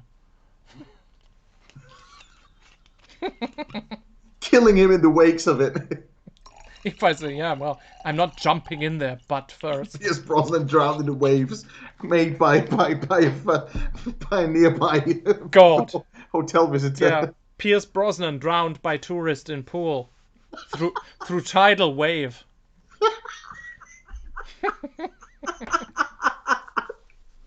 Oh goodness. It's nice that I can still always make you laugh. Because I like your laugh. Because everybody, you have to know when there's something funny, and we send WhatsApp messages to each Yes. other. WhatsApp messages to each other. Yannick actually records his laugh when something is really funny and sends it to me. And if I tap on that in a bus or something, everybody else starts laughing. Because his laugh is, as you can hear, contagious. And you once did a compilation where you put the different laugh track or different laugh recordings over very intense Bond scenes. That was that's fantastic. This is a very Bondian scene. I always thought it was a very Bondian scene. Although now, it's the first time I see it, actually the first time, I think it looks all very fake. The snow looks fake, Yes, that door yes, looks yes. fake, the building looks fake. But, Pierce in a tuxedo Yes. swirling through that area and into cut with Graves becoming really villainous. But can you tell me, there's a scene just about to come up. Then Iceland, and this stuntman talks German. Yeah. It's Yeah. Simon Crane, first of all. But why does he talk? Then Iceland? That's not Simon Crane. Are you sure? That is not Simon Crane. No, definitely not. I would beg to differ. Yeah, really? Yes. It Find looks me a picture of Simon Crane. We have to pause it, and I have to look at it. Maybe Okay. Simon Crane speaks German. I don't know. No, it is an off voice, obviously, but I thought it was just. But anyway, but why? I still don't know why this guy in the middle of Iceland talks German. I think they maybe they hired a German security firm or something. Okay. It might be a simple explanation like that, or it just had to be so foreign that nobody understood. Knowledge. Did you? Whoop. And Andy just said, I met Sean Connery many years ago in a toilet in Gleneagles Hotel. Awkward as we were both using the facilities. Did you talk to him actually? What's the current time code? We're at 1:19. Yeah, I'm. Yeah, Okay. roughly. I'm at 1:18:59. But Yes, right, exactly. Yeah. interesting. The line "Death for Breakfast" is the title of, if I remember correctly, Chapter 11 of On Her Majesty's Secret Service of Ian Fleming's book. Okay. The chapter title is "Death for Breakfast." Interesting tidbit. Yeah. By the way, Martin just pointed out just a little bit before that we should reintroduce the term private breast area again. It is a nice term. It is a very nice term, especially for the advertisers. Yes, and it sticks. I mean, it came to me many times since the last live stream. But I'm not monetizing the watch-alongs, so we can practically say whatever we want. Okay, that's the dangerous thing to say. You know that. Yeah, well, fuck it. Yeah. Okay. Fuck it. Tits, ass. Oh cunts. no, God, please. Wait, you said it was dangerous. Yeah, I regret it instantly. Here's a nice behind the scenes. Thank God, a diversion. A deleted scene. A deleted scene that didn't make it into the final film between Bond and Miranda Frost, where they actually get into a pool together. Oh. And what is interesting here in the scene they left in, Bond puts his gun under the pillow, and you remember Tomorrow Never Dies? Paris Yes. Carver says, "What? Do you still sleep with a gun under your Under pillow?" your pillow. Yes. Right. Yeah. And here you can see in the behind the scenes the scene that did not make it into the film and didn't make it into the DVD. I haven't seen this scene anywhere because both are enjoying sort of a hot tub experience in Graves' private residence that he naturally has there among all those plants that were really there at the set. Yes. That was not Eden Project, and they had to be watered twice a day. So they really put all of that together. And they are watched by Graves, which is really creepy. Maybe they took it out because of that, but I mean, he wouldn't care, would he? Because Right. she's working for him anyway. Spoiler alert. But we know anyway. She looks really harmless here, Miranda Frost. Harmless and innocent. That's why you would not see coming what is happening. Right. Absolutely. Yeah. And still, no matter how many times you watch the scene when she is revealed to be a turncoat, it's still always a little bit surprising the way she pulls it off. Absolutely, absolutely. It's a great tense moment, Mm-hmm. very well executed and filmed. Yeah. And here you can see the set in the behind the scenes images, Yes. and a lot of green screen again. So Mm. this was not filmed at Eden Project. Green screen against plants. Very interesting idea. Yeah, great. It's like, what kind of flag do you want to have? Oh, a white eagle on a white ground. Oh, great. Great idea. Takes about 1 hour. Oh, Andy just wrote that he actually talked to Sean Connery. He was very nervous and struggled to get the words out. He told him that he was at the hotel for a special meal with the mother and father anniversary, and then he supposedly came to the table and said, happy anniversary to mom and dad. You were going into your Sean Connery there. Oh, yeah, a little bit, yes. I think he was a very, very open and friendly character, but a lot of autograph hunters Yes. that sold autographs made his life a living hell, I think. Yes. And they even followed him when he was walking around. I don't know if it was New York, I don't remember correctly, but he already had his helper with him. And Yes, right. people were filming and they wanted autographs, and at one point it wasn't enough to politely decline. Yes. He had to get angry, and that got him the image of being angry Sean. Yes. But often he was like that with the press as well. But you know what? That's a funny thing because there's an infamous video on YouTube where he said rude and angry Sean Connery, and when you look at it closely, he has a very cheeky sense of humor, Absolutely. and is very, very sarcastic. And you can, Absolutely. but then you can see how he twinks and how he has fun with it. So I really love the sense of humor that he obviously has. You know. Yeah. Mm-hmm. Headlines are misleading. A lot is Yeah. clickbait. A lot of YouTube titles Right. are wrongly chosen. But okay. Right. Wow. And you know what? Just saying, I just have to bring this up. I couldn't be bothered less about these laser scenes. It's just. This is, yeah, you are not wrong in saying that when it starts with Iceland, things become really over the top and partly unwatchable. However, I still liked it. The lasers, for me, act as a reference to Goldfinger, obviously, but I mean, there was one. Mm-hmm. But being so close to Halle Berry's head is the same as being very close to Sean Connery's crotch. That's the same. It's a direct reference to Goldfinger, but then this overuse of and the music setting in and all the lasers cutting through stuff. Yeah, well, I mean, this film is over exaggerated in every angle, in every setting, in every scene. Exactly, and it's a very good point you bring up because all the first half of the movie, like I said, it's a lot of classic Bond, a lot of sneaking classiness to the down to earth, and now it's just Star Wars basically, you know. Yeah, yeah. There is a lot of what you have today with the Marvel films and Yes. whatever, where so much is happening at the same time or after scene after scene after scene. Some people like it because we consume stuff much faster today, Yes, right. and certainly the younger generation likes it colorful and everything's blowing up. I mean, I love that too. I love explosions. I love Die Another Day. Let's be frank.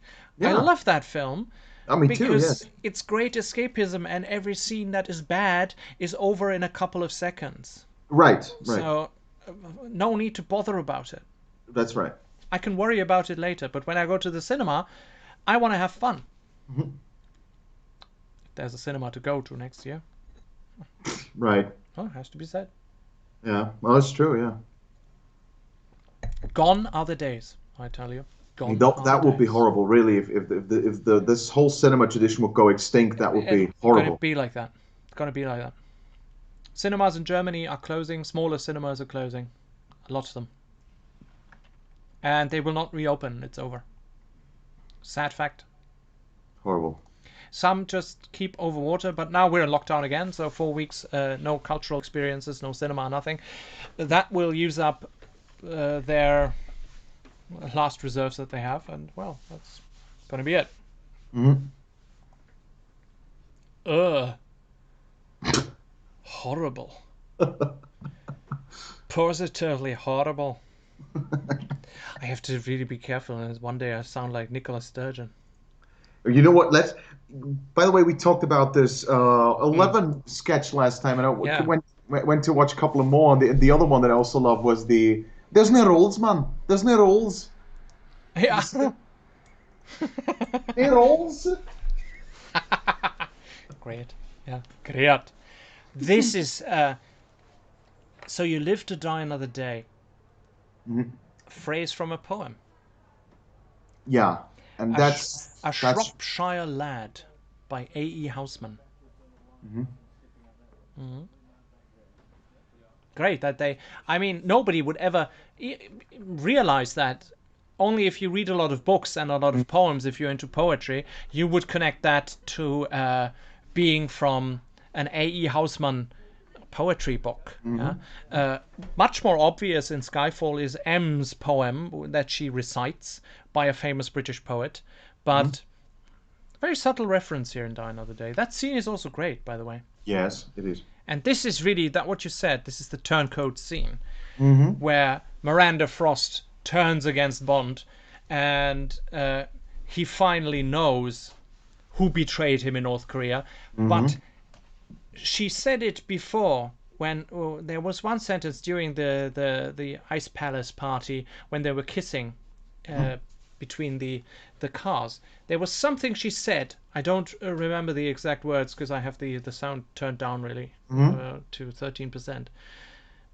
Where he knew that it must have been her. Yes. So that's why I wonder why he's acting so surprised here. Because he really close up on his face, totally surprised. Oh, Miranda Frost, it was her. Well, maybe he had a hunch, but and now it's confirmed. Yes, right. Yeah. And they all have a Walther P99. Right. She has one too. Because she's an MI6 agent, so they will be issued to them. Yes. Although they are a German standard police gun, but okay. What gun does your police carry, by the way? It was Swiss six-hour P20 226 up until a couple of years ago. But meanwhile, they use the American clocks. Oh, really?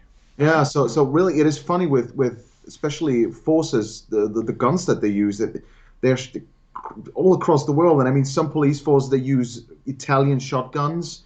And then, for instance, the Austrian Steyr-Aug was used in some I think American forces. It's really the heritage of a gun really doesn't say much where it's actually used. No. What's it in Germany? German handguns are the P99. Is it still the P99? Isn't there a new version of that? No, it's still the P99. Okay. Because it's a very reliable gun. And I know once I said to a policeman, nice gun, I have that at home too. And he said, oh, that's interesting. Where'd you get it from? And do you have a license for it? I actually do have a license. So. Oh, there we go. Yeah, well, it's expired. It only means I cannot take the gun outside of my home, but I have a license. Okay. Yeah. That's an interesting tidbit for the police.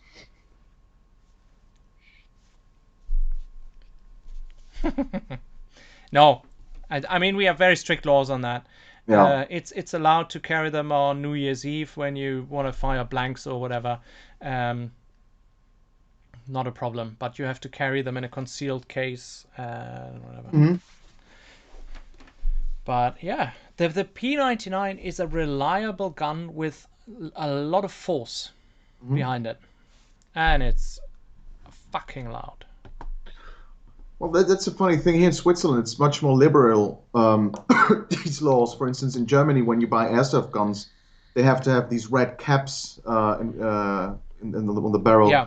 But we don't have that in Switzerland. And as Switzerland has an army or a military system where every young man has to enlist or enroll in the army, you see a lot of people walking around with guns all the time. And there's a lot of tanks and troop transporters crossing the country all the time. So it's really, yeah, it's quite a sight to behold. Yeah, I can imagine. I'll get the P99 in a minute just to show you. Yeah, surely. Because throw in the next behind the scenes when Bond escapes with the dragster, which is an ingenious idea. I thought it was fun. Ah, wow. That was a good way of Graves demonstrating Icarus, which was actually called Solaris. Solaris, but there was a film called Solaris, so they pulled it. Ah, let me get the P99. George Clooney, yeah, that's what it was. Mm-hmm. Yeah, so I think the next 10 to 15 minutes, they're just, this stuff, blatant. That's also a very interesting scene, because in Iceland they couldn't destroy anything, because it's most of it's protected. And what they burned here was actually unused Christmas trees from that year.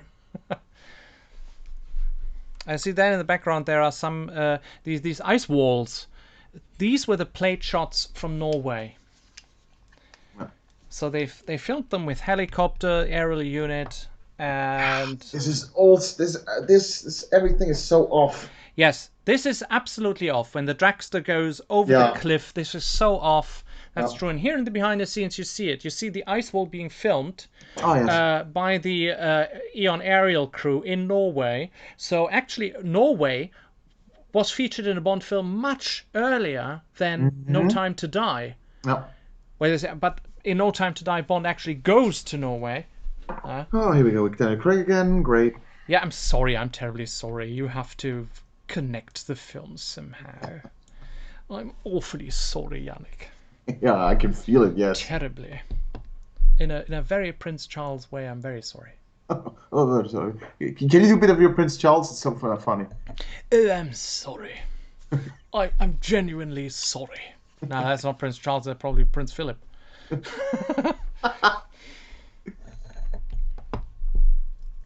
Oh, for goodness sakes. Yeah, you're right. I see what you mean.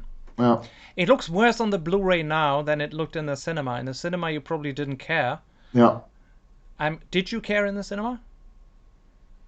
I just this whole stuff was just eradicated from my memory. Really, I think it was. No, not really. Oh, here we go. Oh, fantastic. Here we go. Bloody awful. Never seen such an awful thing in my life. No, it's true.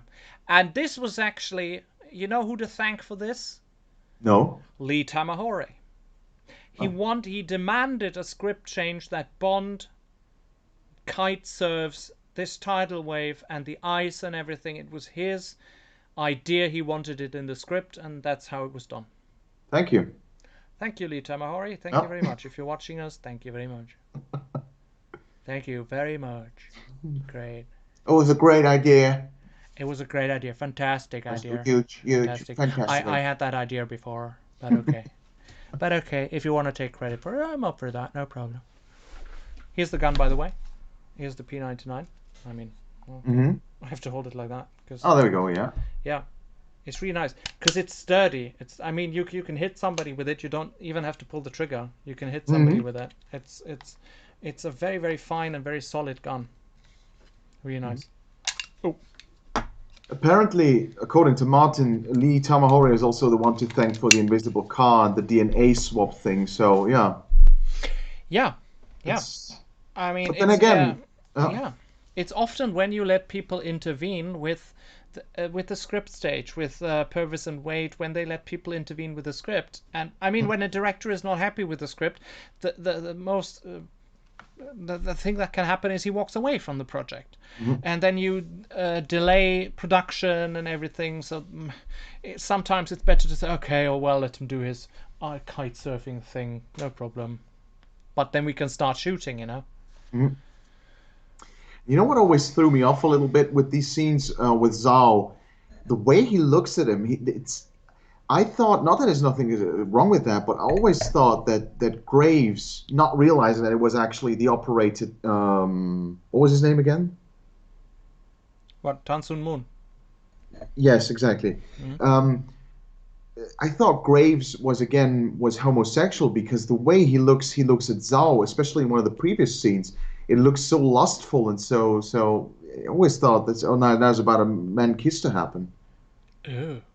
Yeah, Man crush? yeah, something like that. Yeah. Oh god, here we go again. The invisible car. Oh, that is so unrealistic. Is that voice based off of someone or? No, it's just one of my voices. It's hilarious. Really, it's Yeah. stereotypical. I don't know. I just do these things. No, it's. I mean, it's okay. I don't have a problem with it. No. Again, it was 5 to 10 seconds. Yeah. And we go into the car chase. That is one I really admire. Hmm. Some behind the scenes for you there. Hmm. It's a great. I mean, when you know what went into that sequence to make it believable and to make it actually doable. Hmm. That's I think that was the worst thing, to make it doable, because they had a lot of severe weather, problems with snowfall, and such a complicated location to shoot in, because this is a frozen lake that doesn't freeze naturally. It freezes because it's close to the sea and has high salt content, and it didn't freeze the time when they were shooting. So Of course.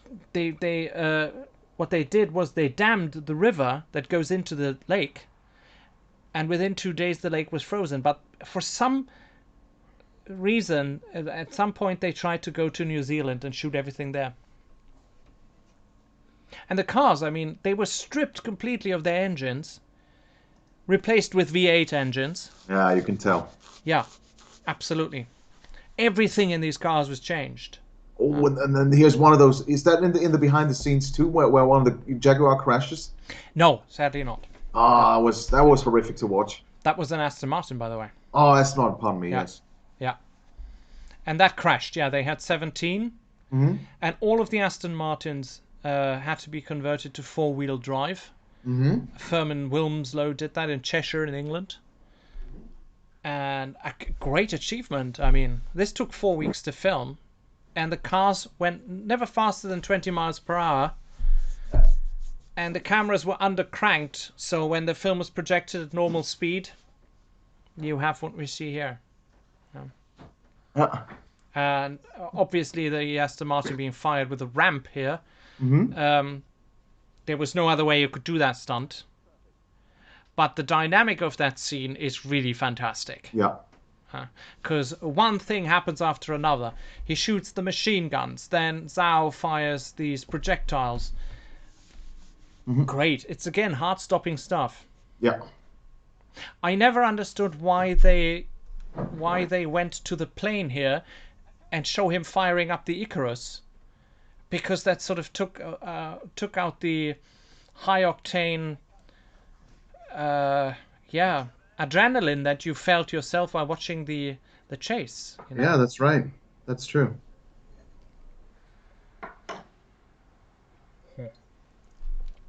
And of course, a Jinx trying to break out of the ice palace. Hmm. No idea. And this is actually something. Albert R. Broccoli said, there is a rule: never go back to the same place twice. And Yes. Bond goes in and out of the ice palace all the time. All right.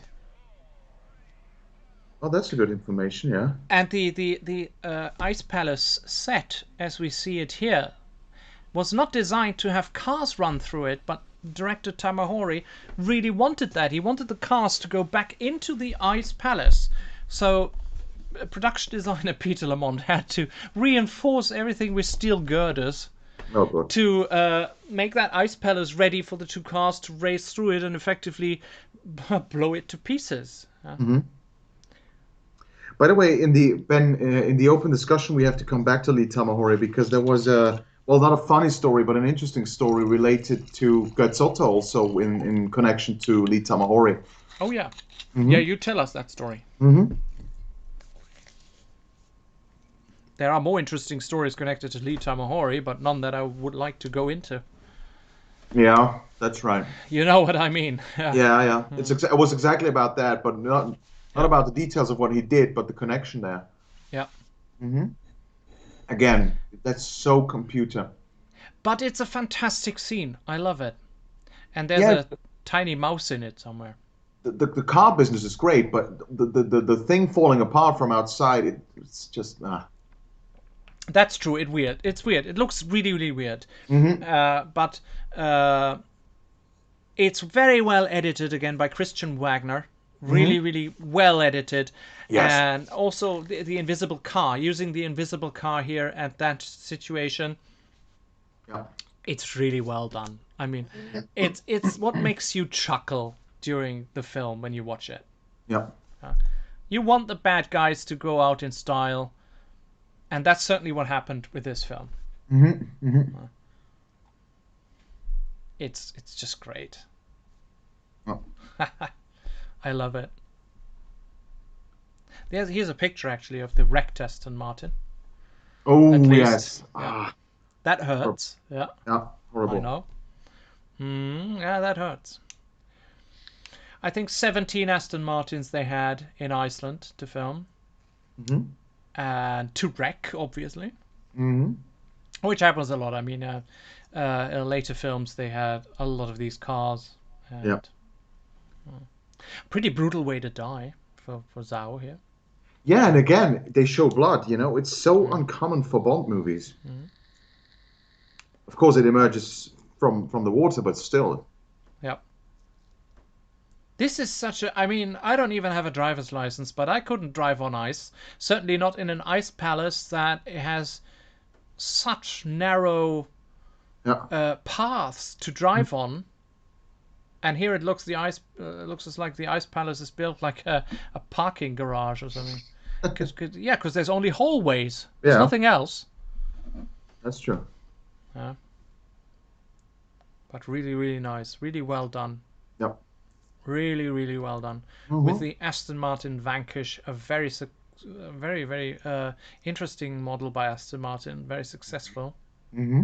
And I saw an Aston Martin Vanquish in London, in the showroom actually, and photographed it. And I couldn't get a photo without my face in the Aston Martin because it has this reflective surface. Mm-hmm. And they explained to me, it's interesting because it has 3 coats of paint. Mm-hmm. It has the original grey paint that you see here, the silver grey paint, and then there is a protective layer above the paint. So when you have an accident, the paint does never scratch. Mm-hmm. Totally interesting. And that is what causes the reflection in the photo. Oh. That's really, really great. Really great. Mm. What are you eating? Mandarins. Mandarins. Mm-hmm. So basically you're eating Chinese people. Wasn't it clementines? Oh, sorry, yes. Well,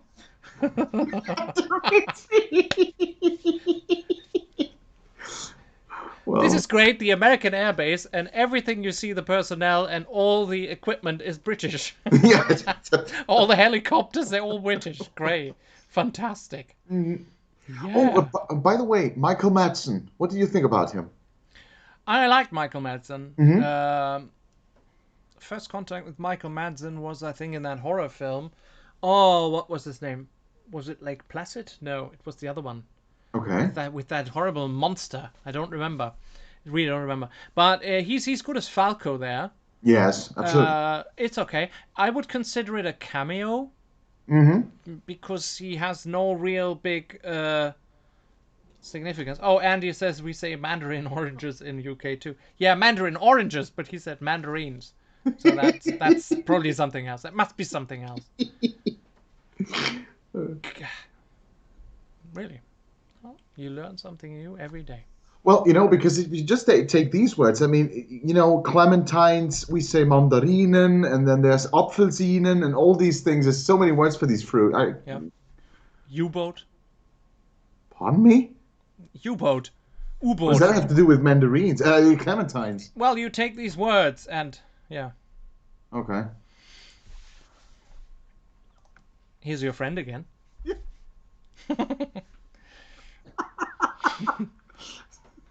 What? Is that Czechoslovakian? No, that's our dialect that we talk here. Okay. No, that's Swiss German. I can, or something like that. I can understand that. But Right. Martin said mandarinki. Is that Czechoslovakian? Oh, I think so. thank you, Lorenzo. Falco is okay. I really like him. Okay. I really like him. I knew Michael Madsen from Reservoir Dogs, of course. Oh, yes, right. Obviously. Mm-hmm. Or the Switchblade. They're actually not called Switchblade. The little planes. Yeah. Okay. They're called Programmable Altitude something something. Single person delivery device. That's what they're called. PHASSST. That's what they are called. Yeah. They really exist, although they were hand built for the film. Mm-hmm. These two that they are using. From Tomorrow Never Dies, the rocket that they fire. Oh, right. Yeah, straight copied over stock footage. Why bother? They use their own stock footage. Yeah. Yes. Great. I never got that character that works for Graves, the blonde-haired guy, the techno nerd. Yep. That's true. He's sort of just there for Yes. things that Graves could do himself. Yeah, and he's neither funny nor terrifying. He's just. Yeah. Uh, Here's a bit behind the scenes of the Switchblades, where you can actually see the models being put together and being tested later for flying. This was rather an interesting thing to do, because they had to be very lightweight and interesting. I have a thing for. I know I think we talked about this before. For nighttime airport or airfield scenes, it's just. Again, with The World's Not Enough, it was like that. Here we have it. It's there's something special. Die Hard 2 features it, of course, heavily. Yeah. It's just something about the atmosphere that these scenes convey. Right. And Bond and Jinx are wearing Korean uniforms. Ah, yes. They have a small tag on it, and I forgot what it says. Changdeong something, which puts them as part of a Korean military force. It was just completely made up North Korean language, wasn't it? No, actually not. Okay. No. Okay. Changdeong E-dong, something like that. I mean, the language sounds like that. Not Yeah. making fun of it or anything, but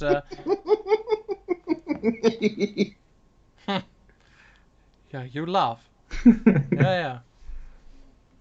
Wait till one of the Changtepodongs hits your back garden. You're not laughing then. All right. Is it a take on Boris? Boris? Oh.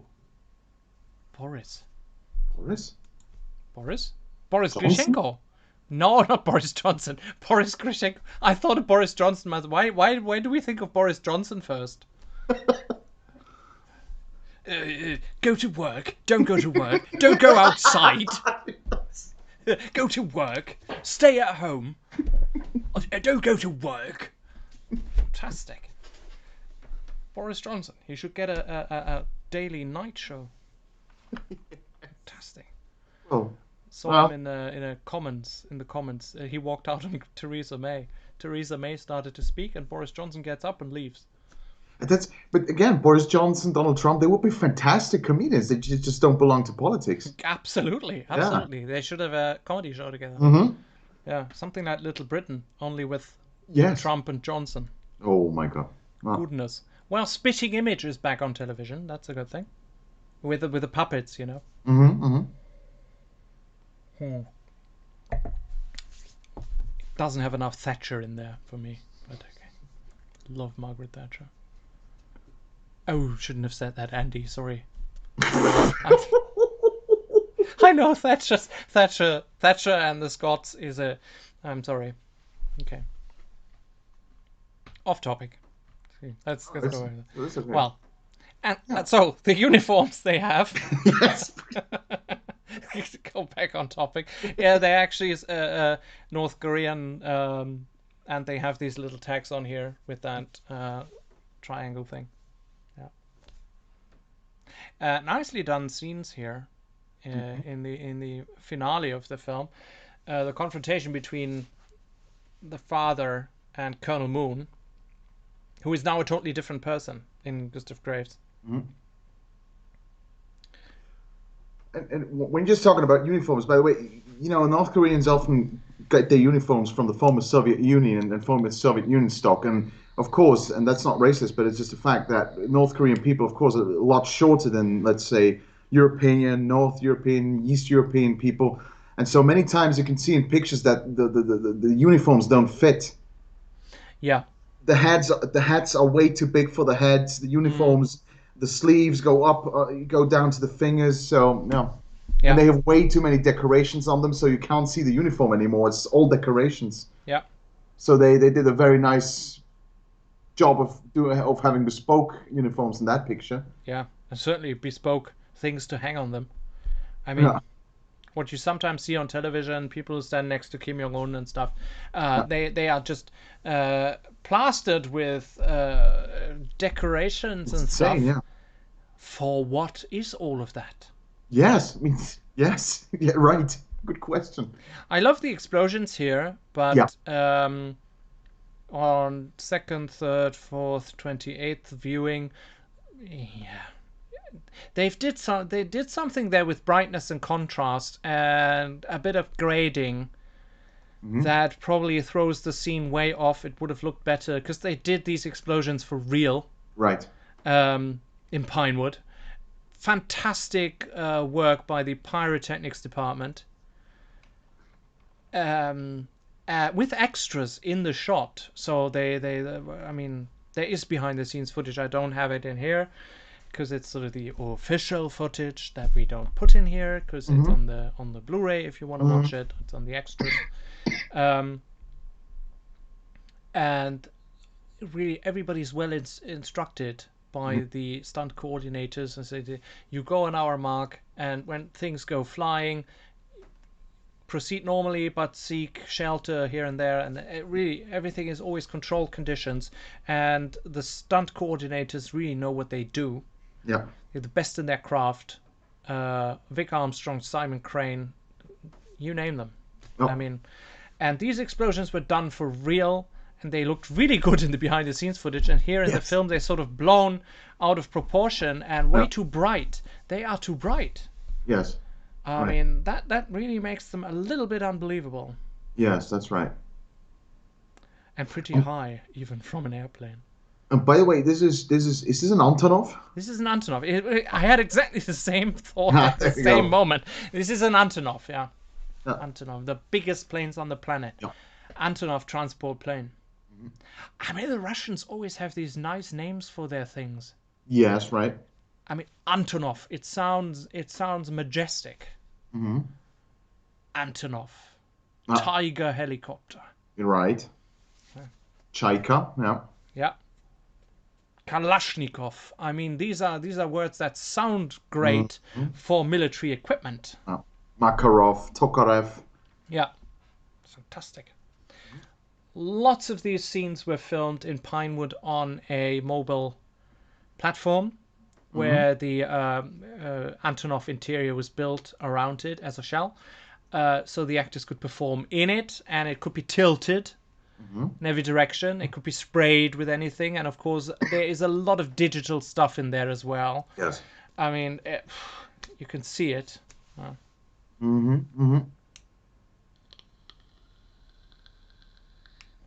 Zachary says, I don't know why, but from how the film is and hearing about Tamahori and his ideas for the film, I get the vibe from him that he's quite a pervert. Well, unfortunately that's documented. Yes. Yeah, go figure. It's well documented. Yeah, he had something with a minor, I think. Yeah. Was it? I don't know. I don't remember. Yeah, it was something with sexual assault, and he was into this whole drag thing, and it went further than that. Yes. It went sideways. Yeah. That's where it went. Yeah. Mm. Yeah, that's true. I mean, now seeing it again, I haven't seen Die Another Day in ages, but Mhm. seeing it again, how the plane goes down. I mean, I know what went into that sequence. Yeah. That it all tears off when the plane approaches the beam of the Icarus. Oh. I mean, they had to strip away the parts of the plane bit by bit and film it. Mhm.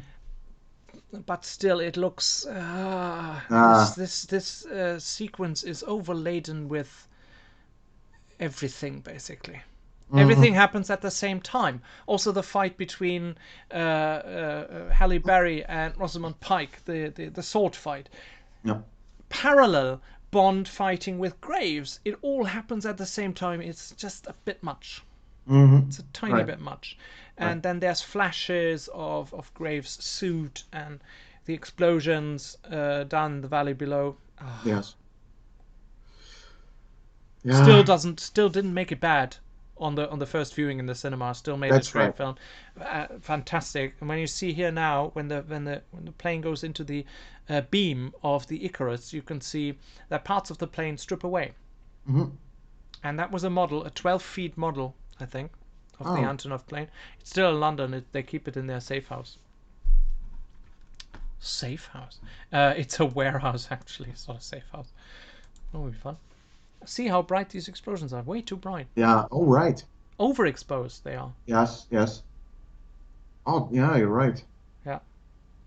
And this was very, very nicely in the behind the scenes footage on the DVD and the Blu-ray. You can see it when they do it live. It looked fantastic Yeah. at the right speed, and explosions are almost their own art form. Yeah. I Yes. mean, Absolutely. License to Kill had fantastic explosions that they did for real. Here's the scene: the parts of the plane Mhm. strip away. That's the 12 feet model. Yeah. But as Yored said, it looks fake. It looks fake. Yes. Absolutely. Yeah. Zachary says if Brian De Palma had directed the film, the fights would have been done in a split screen. Yeah. Imagine Michael Bay doing a Bond film. It would look exactly like that, but from the first minute. Michael Bay Bond film, the first thing you see is an explosion. Yeah. When he shoots in the gun barrel, everything explodes. So that's a Michael Bay Bond film. Or it's a Verhoeven Bond film. Everybody would be naked. Everybody would be naked. And bleeding. And bleeding. And dead. Yes. Scandalous. But I love his movies very much. A lot of them. Many of them. Didn't De Palma do the first Mission Impossible film? I think Brian De Palma did the first Mission Impossible film. Of course he did. With Tom Cruise. The very first Mission Impossible. You know what? When I hear Tom Cruise, my eyes glaze over. It's I know. But Mission Can't be- Impossible, I love the films. It's the Okay. same with like the Bond films. It's exactly the same, because there is escapism. But Mission Impossible, since the 60s, if you've seen the Mhm. original series, and then the 1996 that was Mission Impossible, the first film. That was really good. It was very well made with Yeah. actors I really love. Kristen Scott Thomas. Mhm. She's recently been on Netflix in a new adaptation of Rebecca, a Mhm. classic horror story. Kristen Scott Thomas, great actress, fantastic. Ah, yes, he did do Mission Impossible 1. I And know. you know what? I just have to say, even if I mean, we both have the volume almost turned down, and just watching all those scenes, it's just Hmm. it's really it's bad almost. I'm inclined to say. From a sound design point of view, or No. Just watching this. I mean, even where the sound is not there entirely, it's even more bizarre. All what's going on. Yeah, you're right. You're Huh? somehow right. Yeah. I like that. Whoops! Not anymore. I like that. Toby Stephens is a great actor. He's really, really fantastic. I've seen in a lot of stuff, and his performances are always stellar, and he really goes into character. Mm. And he seems very evil there. He seems more evil than Jonathan Pryce did as Elliot Carver. I was not afraid of Elliot Carver in any way.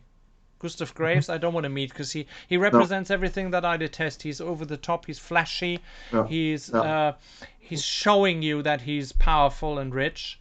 And usually I dislike these people immediately because they give off the wrong vibe. Yeah, that's right. That was, by the way, almost the same send-off as in Air Force One with the parachute. Yeah. You're right. Absolutely. Joe says, I like Mission Impossible 2 guilty pleasure. Only thing that saved that film was Anthony Hopkins. And only briefly.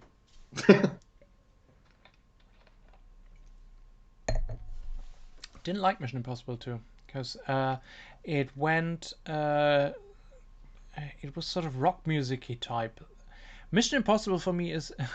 that's stupid to say. All about the music. Okay. When the score is really great and the main title theme of Mission Impossible, the world famous theme, is repeated again and again. I mean, I sent it to you once. I cut out just the Mission Impossible theme segments out of every score from Mission Impossible 1 to the latest, and I listened to them as a suite that I cut myself, which has just the Mission Impossible theme. Because I like it. I don't know. I remember, yes. It's just a good sounding theme. It's like the Bond theme. Yes, absolutely. It's very. But the Bond theme, there are not many ways where you can reinterpret the Bond theme. And also not Mission Impossible. But that's right. Sometimes people come up with something, and Michael Giacchino did a fantastic Mission Impossible score. And that's the moment where I wanted him for Bond. Instead of Thomas Newman. Yeah, everything's better than Thomas Newman, yes. You said it. Absolutely. I would have loved to see Michael Giacchino, because Michael Giacchino, even in a film like Rio, which is an animated film for children and, adults, I like it as well. And I think also Coco, he did also Coco.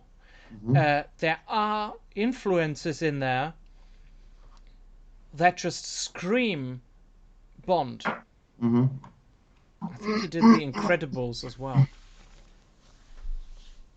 Oh, that helicopter scene is so weird. Because a helicopter moving like that... I mean, I haven't flown a lot of helicopters before, but... I think a helicopter would have crashed. It looks terrible. It just looks so terrible. It looks terrible. Yeah. Looks fake. Fake. Fake.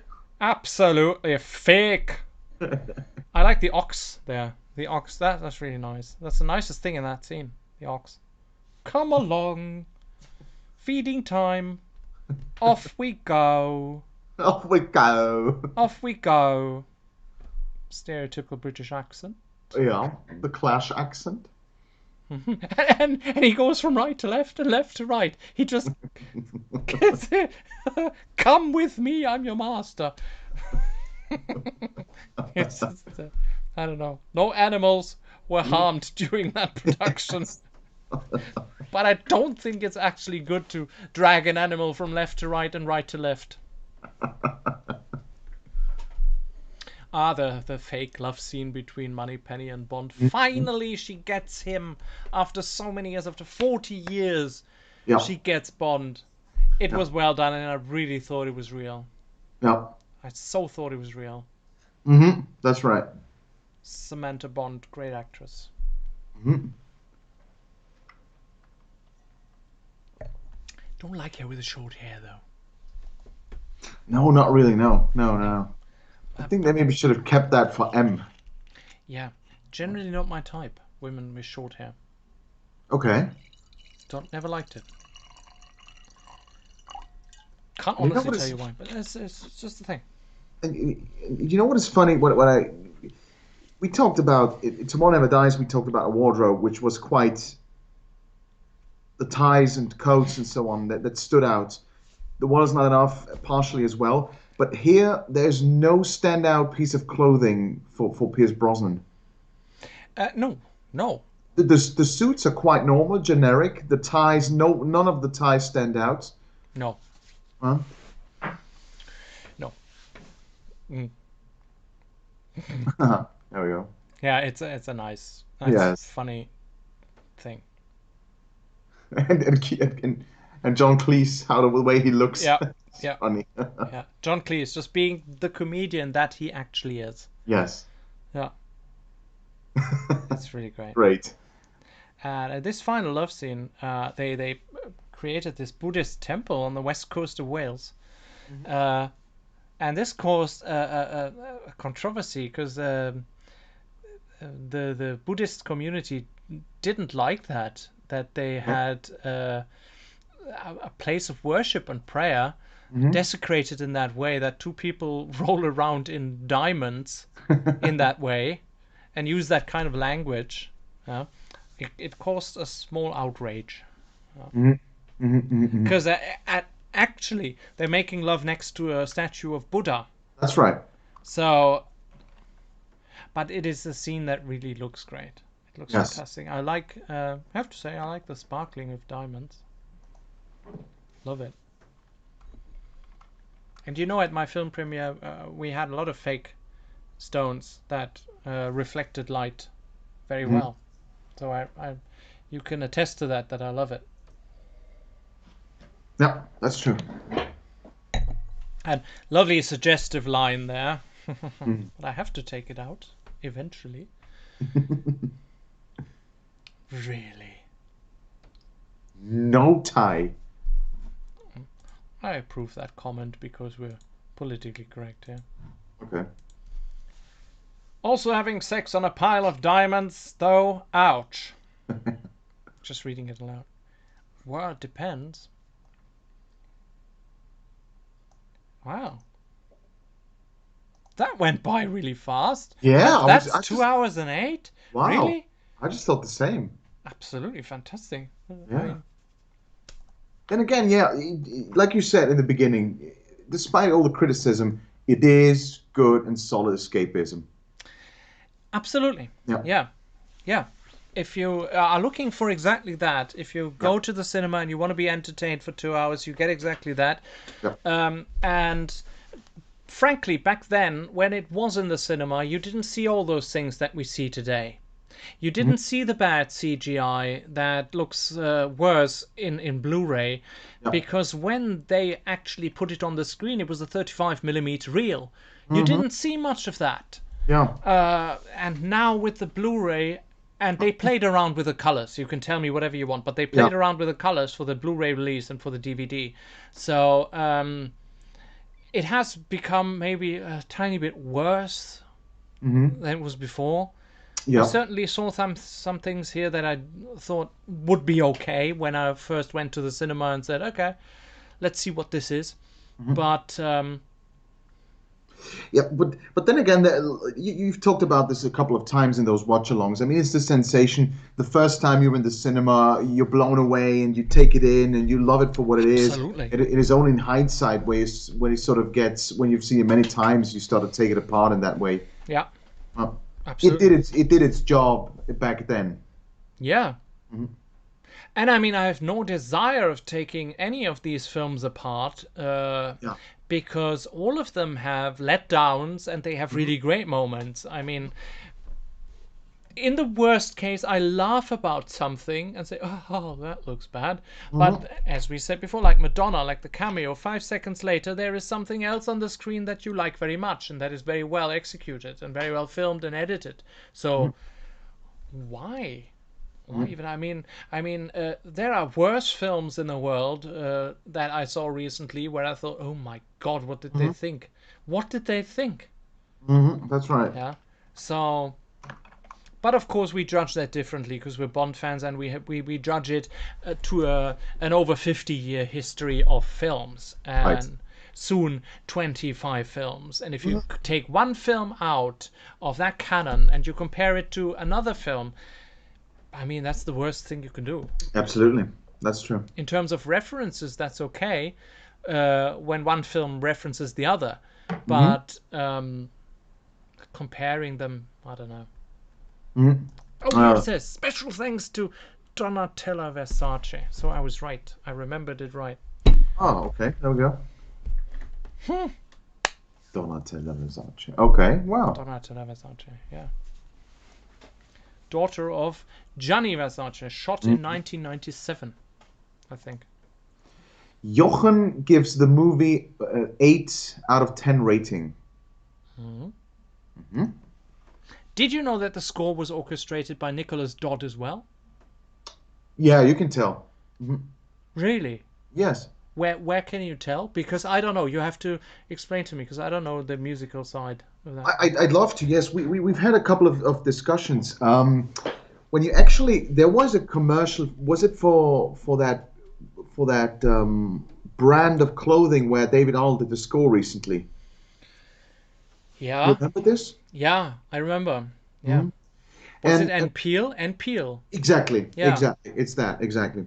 And there we said it was like it sounded like David Arnold, but only David Arnold, maybe with the handbrakes on.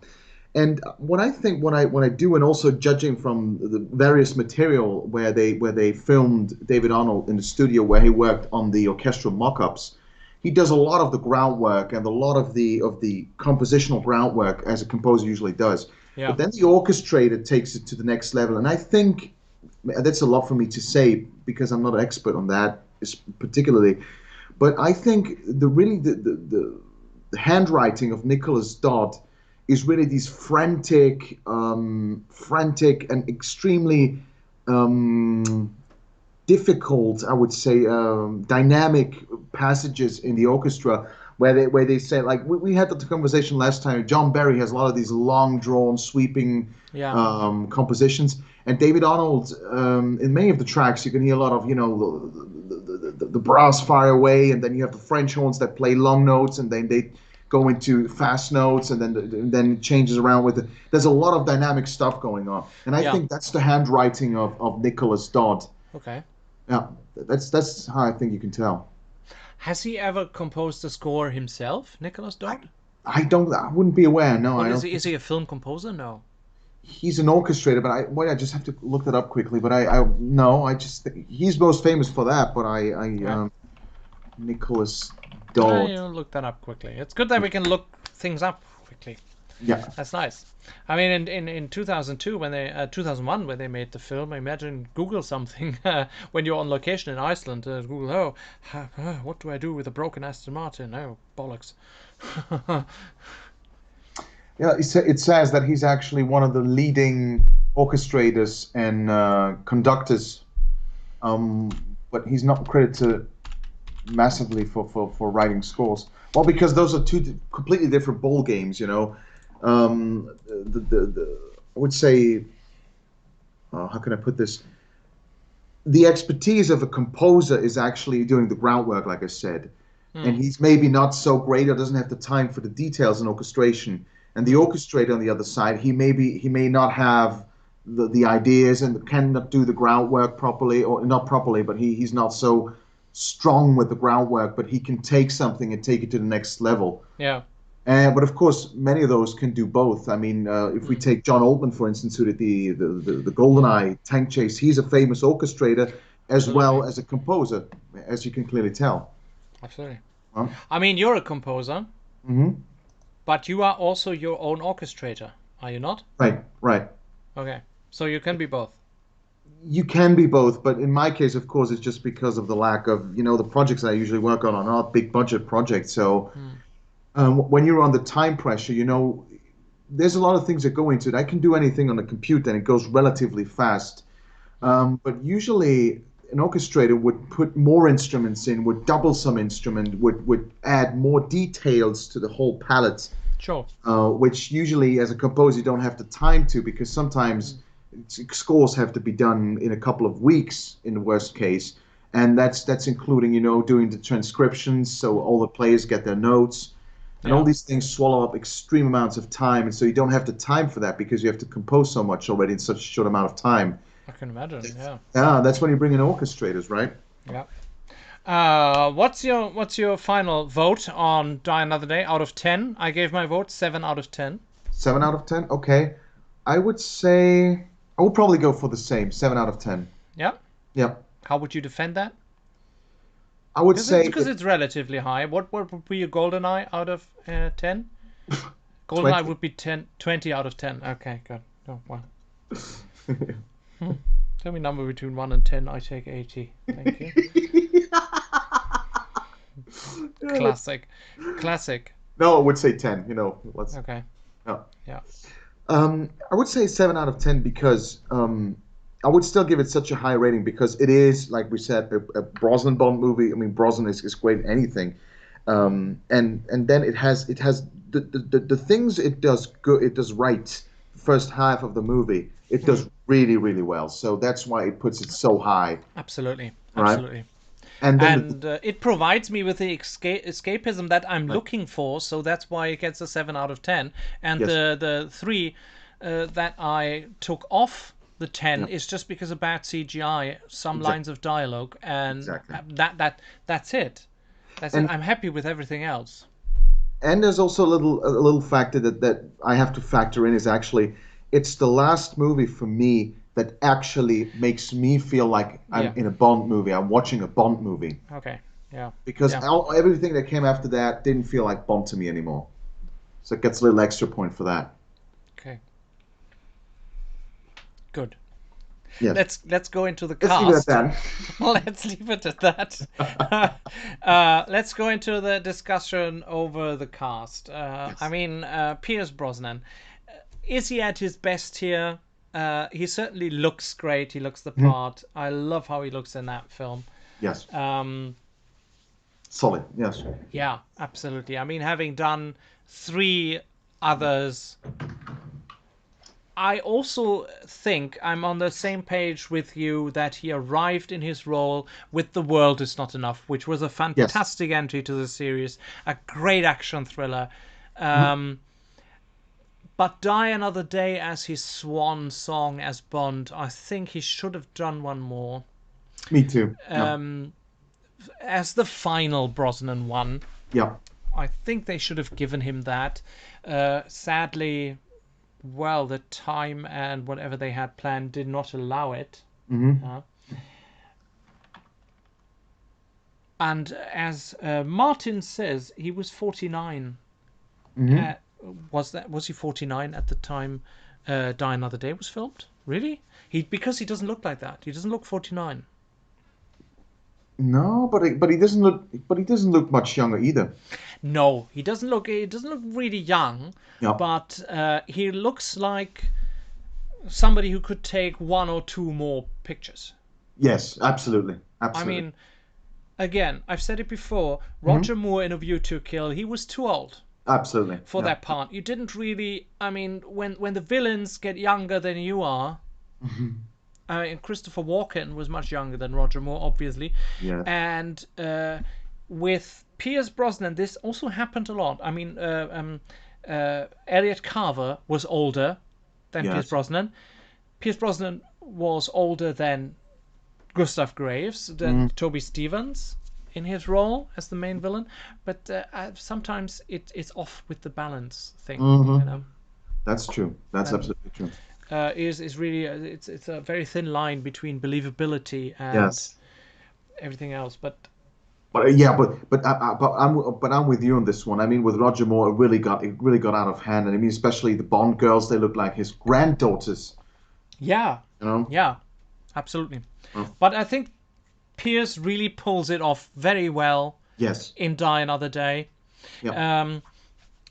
There's a lot of action sequences where he did himself, and he went through injuries and stuff. That is something to take for an actor. And That probably is he also didn't like all that green and blue screen stuff. I don't know, but he did it, Yeah. and he did a really great job. That's right. But like you said, I mean, like we alluded to, it was certainly not in his tenure was not his peak performance. That's right. I absolutely agree on that. And like you said also, it's probably also partly due to the movie and the script writing and because he felt more shallow in this picture than in comparison to the world's not enough. For instance. Okay, why did he seem more shallow? Um, it feels to me in The World's Not Enough you could really explore him, and he showed many sides of him, and he showed really a lot of depth. And in this picture, in many scenes, he's more he. If I would go to the extreme, I would say he more appears like a throwaway character. It doesn't really go into the deep, aspects of the character. He's just sort of there, physically. Okay. It feels to me a little bit like that. Yeah. If you want to get deeper into the character of Bond, then I don't understand why you dislike Daniel Craig's films. Perhaps it's just because that's over the top, It's something to know about the character, but I'm not interested in the whole backstory and his love interests and so on. It's about and like we said in last time in The World's Not Enough, there's always a certain coolness, a certain wall that's still there, and you just get a glimpse of. You don't get the old, the shady. How can I say, all the emotional turmoil and so on. There's still a certain coolness to it. Okay. And you only get a glimpse of these deep things. I think it's again a very fine line. Absolutely. It's just my feelings. Yeah. We talked about Halle Berry before. Being a Bond girl, you asked me what I thought of the casting choice of Halle Berry. I thought she was good for the part. Mm-hmm. I always have a problem with women portraying CIA agents or generally agents of foreign powers intervening in the plot of any Bond film, because often, I don't know, that goes wrong. They turn from ally to enemy. But I thought her role was really well written. Mm-hmm. In that picture. She was feisty. And this is sort of where they started, because they had this backlash with Denise Richards in The World Is Not Enough, who got a Razzie Award for being the worst Bond girl ever.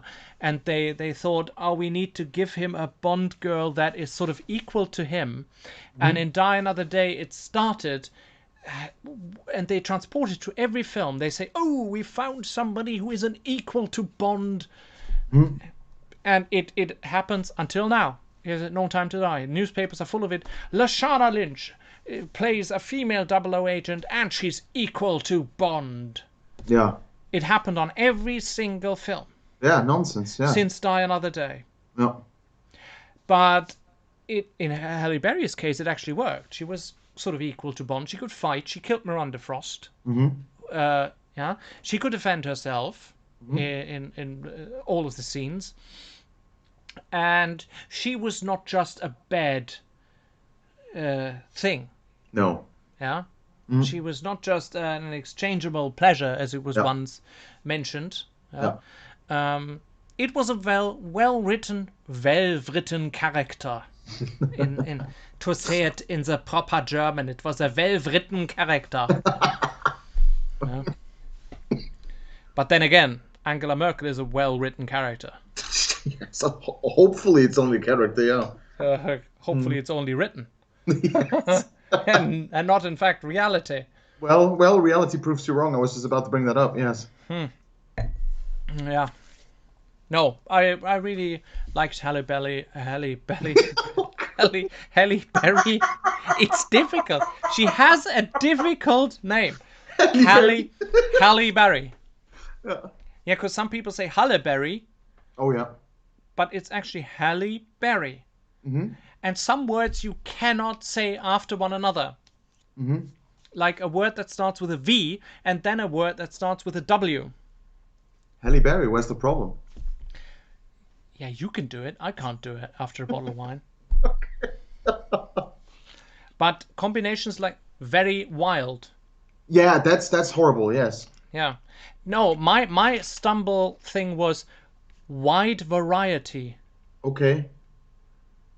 And you know that from the behind the scenes of my film. Wide variety. Yeah. Of yeah, wide variety. You really have to you have to be Ep- in your dialogue, in your text, what you want to say, that's right. because Yeah. VW will always make you stumble. Yeah. Always. Has been Yeah. proven. My biggest problem is the very well.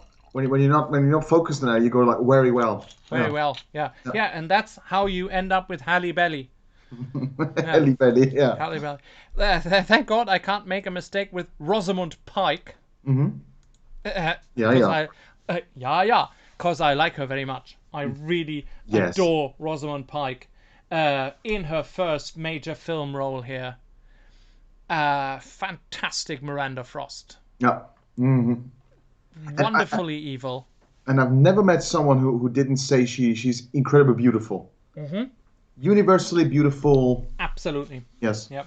And everybody who is not really into that Bond thing, people who I just took onto that Bond train, like my ex-boss, for example, that was about the time when I got friends with him and his family. And I think Die Another Day we didn't catch at the cinema, but we went together for Casino Royale then. But we watched many of the Bond films together, also the Brosnan ones, and everybody goes for Miranda Frost. Everybody.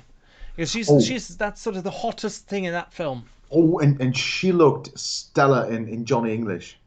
Yes, absolutely. Yep. And she did that great film with the kidnapping in where was it? It was not Mogadishu. I don't think it was that. It was some other kidnapping terrorist thriller. She really had some great roles offered to her. Yeah. Fantastic roles. And this did not happen from sort of the 90s onwards. Yes. In the 60s and 70s, Bond girls, women who portrayed Bond girls, it was their stepping stone. They got great offers for films and TV series, but I mean, look at Isabella Scorupco from GoldenEye. What did she do after GoldenEye? That's true. She did that one film, Vertical Limit, Yep. which was sort of same icy feel as Die Another Day, but that was practically it. Yeah. No big Yeah, movie that's true. career. Rosamund Pike, her career skyrocketed. Yes. And Andy brought up an interesting fact before. He said that Rosamund was the first Bond girl to have attended Oxford University. Ooh, nice. Yeah, and Martin just brings up a good point. Jane Seymour also. Absolutely, Who Jane she aged Seymour. well. Yeah, she aged very well. Yes. I mean, Jane Seymour is, I think, currently she's 71 or 73 or something, and she's on Instagram and Facebook. She's pretty active, and the pictures that she posts. I mean, the way. Oh my! I don't even find the words. Jane Seymour. She looks incredible. She looks Yes. like barely over 50. Yeah. This is really fantastic. Yeah, that's true. Yeah, it's fascinating. Yeah. Yeah. And such a lovely woman, Jane Seymour. Great activist, philanthropist. She's really, really great in everything she does. And she has a great admiration for her fans. Yeah. On Instagram, she always posts pictures, fan art and stuff. And she did a lot. That's true. She did a lot since Live and Let Die. And I think when we're just when I'm just looking at these pictures of Rosamund Pike and also talking about Jane Seymour and all this, I think you and I are both the same. I mean, good looks is one thing. It is an important aspect. But if a woman, and Andy also pointed it out just a couple of seconds ago, when you add intelligence to the beauty, it just makes it much more appealing and much more interesting. That's true. Although many men find that off-putting. Yes, which I absolutely don't understand. I mean, if she's dumb as a rock, I mean, yeah, you're caught in between. There's nothing in between. Yeah. There's either highly intelligent or dumb as a rock. So, That's right. But some men are caught in that spiral that they don't want to be seen with either one of them, or Right. they think they are not good enough for either one of them. I mean, you can never be good enough for somebody who's dumb like stone. But Rosamund Pike, she has evolved to a fantastic actress, and she is very intelligent as a person. Yes, I know. When you look at interviews of her, absolutely fantastic. Great. And you brought up a good point. She's very well spoken, and she appears very elite to say, but not in an off-putting way, you know. No, and that's what makes her so attractive in Die Another Day, because they gave her that really over-the-top glamorous look, but it's not too over-the-top. It's just believable that you know that she's evil. Yes. That there is something off with her, because she at the Ice Palace party she interrupts the conversation between Bond and Jinx, and makeup subtle, dress deadly, demeanor frightening. Villainous, and just with a few lines of dialogue, they make her so villainous. I don't know, but still sexy. Absolutely, yes. 1,000% sexy, sexy through the roof. Sexier than Halle Berry, definitely. That's right. I must admit I don't find Halle Berry sexy at all in the Bond film, in Die Another Day. Absolutely not. I don't find her that sexy in general, to be honest. No, but that is down to several reasons. First of all, I don't really like short-haired women. She has short hair there. I've seen her with long hair, but okay, just not my type. It's a type thing. But they have something for everybody. So there are a lot of people who love Halle Berry, but there are a lot of people who like Rosamund Pike, and that's obviously us. So. Yeah, in general, there's practically all women I find very beautiful are all British, by the way, or from Great Britain or for England. Gemma Arterton, Susanna Reid, news presenter, is also very, very beautiful woman. Rosamund Pike, Hayley Atwell, news presenter. That's interesting. Isn't she? I don't know. Yeah, probably. Oh, you don't know her? I do. I've heard the name, but I find it funny that. Do you watch English news a lot? She's on was it ITV Morning? I think on Good Morning Britain. Good Morning Britain, it is. Yes. God, who watches ITV? Oh, guilty pleasure, you know. Yeah. Yeah. Well, that's my posh accent comes through. Is there only the lower classes watch ITV? Yeah. Yeah. But I find plus I find Pierce Morgan really, really funny. Yeah, really? Do you? Yes. Well, he's the laughing stock. Yeah. Yeah. Sir James Stock. View to a kill. Yeah. Obviously, ITV is not just for the lower classes. Just want to make that clear. I you just have a way of getting yourself into trouble with a few words. That's really a good talent. Yeah, I know. I know. It's just I am a multi-character person. So when Peter Cushing. Character. I'm a multi-character person. So if I accidentally fall into a different character voice, I might become this character. You know. You know what I'm saying. And then I also have the personality of that character, and a posh person might say exactly that. Okay, I see. Yeah. The Queen would say that, but probably the Queen watches ITV. I don't know. But Susanna Reid was also on BBC. Andy just said so. Yeah. Got all the grounds covered. Oh, lovely. BBC, fantastic. Watch it every day. That's really great. You know, a funny thing. I did a few interviews on BBC Radio Stoke. I know. I heard. And my friends always make fun of me because BBC obviously has two meanings. You know.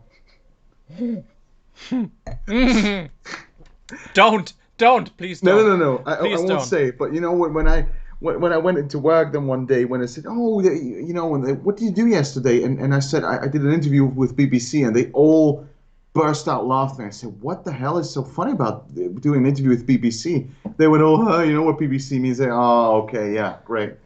But how do they find you? I mean, why would they call you and say, "Can we do an interview?" The BBC. I mean, It was. I did a couple of scores for a filmmaker from Stoke-on-Trent, Chris Stone, and oh right, yeah, okay. he mentioned my name, a couple of names there, and he has a friend who works at BBC Radio Stoke, and so one time he suggested my name when they did a bit about scoring, and they just keep coming back to me, and it's always on short notice, you know. They always call me like, oh well, Yeah. hello, and you know, usually I'm at work or something like that. You go, oh, do you have time in an hour? Do you have time in about an hour to do a quick interview? I said, gee, of course, like, and it's always live, you know. And they go like, okay, never mind getting the questions or anything, and then they just suddenly they put you on the phone and they go like, yes, on the phone now, Yannick Zenhäusern from Switzerland. You know, I have no idea what they're going to talk about or what the questions Yeah. are. I know it happened to me too the other day. It was Mhm. it was a fun thing because it was about No Time to Die, Mhm. sad to say, um, and it was a radio station somewhere in the south, Mhm. and I was the only expert available for to speak about No Time to Die, Mhm. and Daniel Craig and stuff, and I don't know if it was because of the postponement. It was back in March because Mhm. it fits around that time Yes. period, and they said, and I sent it to you. It was when they played GoldenEye at the Yes. Right. finish, Right. and they said we call you at around 8 o'clock in the evening. And so I went on the phone and we did the interview, and I thought somebody would speak to me after that to say thank you very much for participating, have a great evening. But I was in the live call. I was actually in the live show, and nobody was in the call after that. So they just pushed a button, and I was there with nobody to talk to, and I waited. And Okay. Oh. I told my girlfriend, I said, well, and I waited there for 3 minutes and nobody talked to me, and then Oh I no. hung up. And I was like, Oh no. they could have said goodbye, thank you for taking part, or something. But Bugger off. that's stupid me. I mean, every professional would have probably hung up, but I'm not a professional. No, I really like that you're interviewed by the BBC. I watch all of them. It's great because it's the Thank you. BBC. It's the Yeah. big black. Hey. Oh, a glass! It's the British Broadcasting Corporation. Monty Python's Flying Circus. Toby Stevens.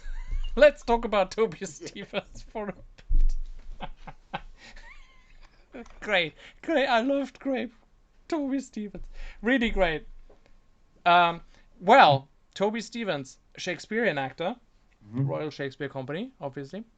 Mhm. Menacing. The only Bond villain I find menacing in the Bond Pierce Brosnan era. I always had a problem with his smug face.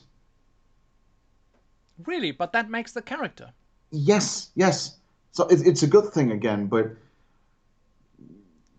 Elliot Culver was somehow sympathetic. Sean Bean, to a certain extent, of course, also he is, and Renard, of course, Robert Carlyle. Um, But did you find Sean Bean dangerous? no, not really. See, here's the face Yeah. of Gustav Graves, Toby Stevens. Great performance, and it's so fast in the film that you don't actually see his facial expressions that he Mhm. did during these fencing scenes. Um, Fantastically menacing.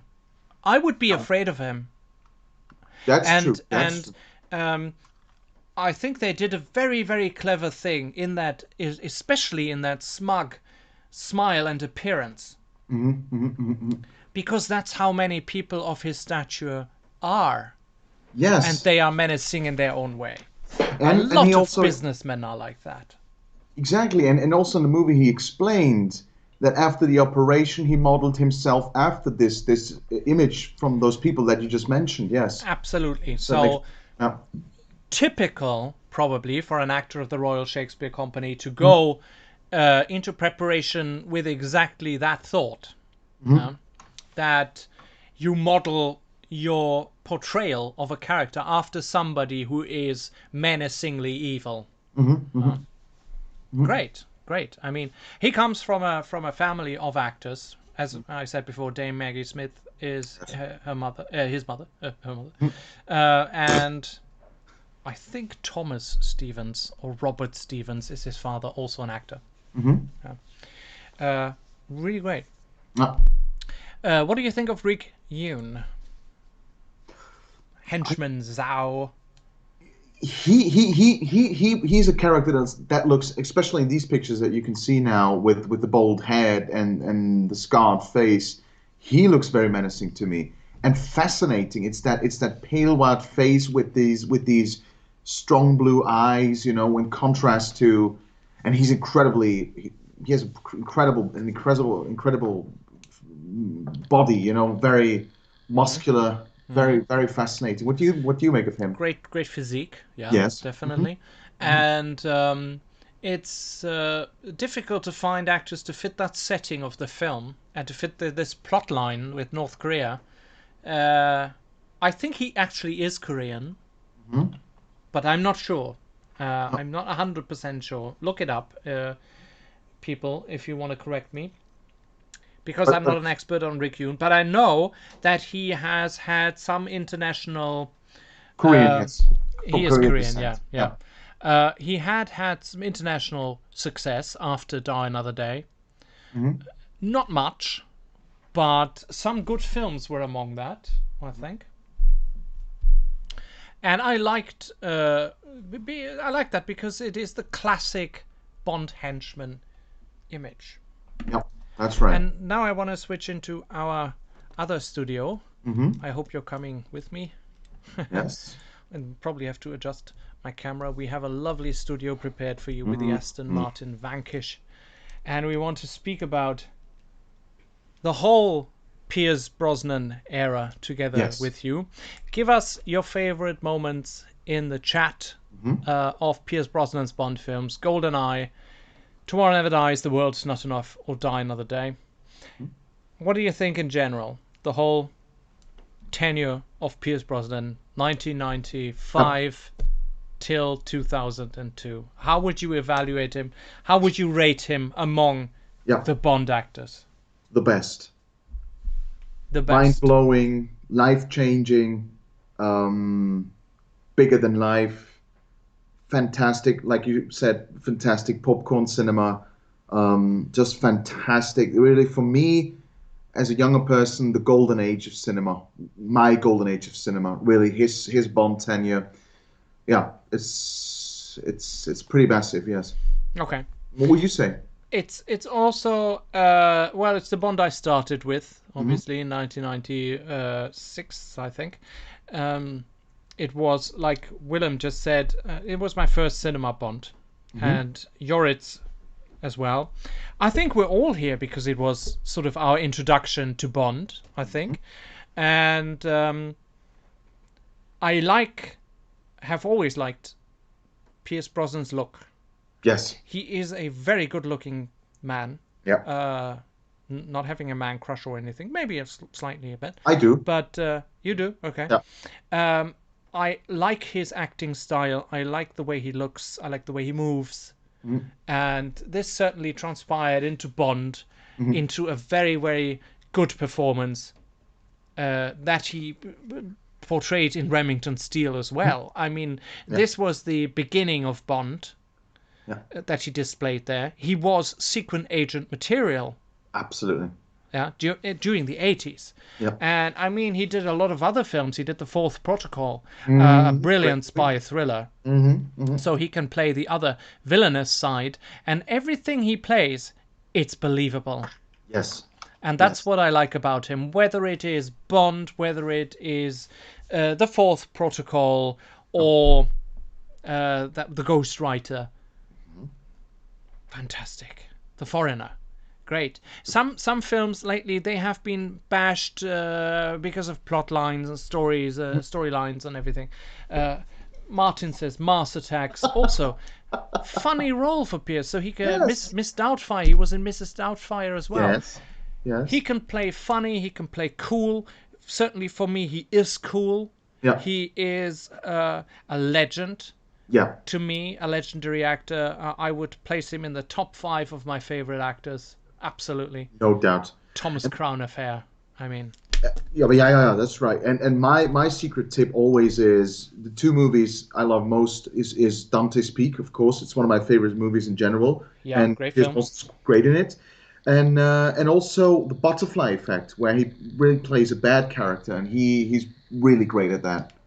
Yeah, absolutely. Here, and it is difficult for actors who often feel that they are typecast, which sometimes happens with Bond. I mean, Sean Connery had the opinion that he was typecast for that Bond character, and he wanted out of various reasons, not just because of that. But Brosnan has such a versatility to his persona. And this face, I mean, this face, Yeah. you can, he can be bad in 1 second, he can look really evil in 1 second, and be the brightest smile the next. Yeah, Right. and that is a great quality for any actor. Great film names we're getting here: November Man. You said Foreigner, obviously, yeah, Butterfly Effect. So these films come up again and again and again because they had stellar performances by That's Pierce. Yeah.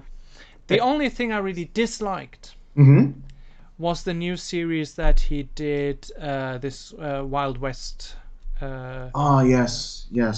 What's it called again? Wait, look it up real Something quick. with Sun. The Sun or something. Yes, right. The Sun. I didn't like that. I watched the first 2 episodes. I always give a series the first 2 episodes before I turn it off or leave it on. And this one I turned off because it just did not interest me. But okay, that was before I played Red Dead Redemption. It can't be bothered about. No, but there's something to it. You know, in Dante's Peak, for instance, Pierce Brosnan was not the suit-wearing debonair character. He was quite a normal guy. But for me, like you said before, Remington Steele went to prove. But he is really, for me, one of those people who is just born to wear a tuxedo, a nice suit.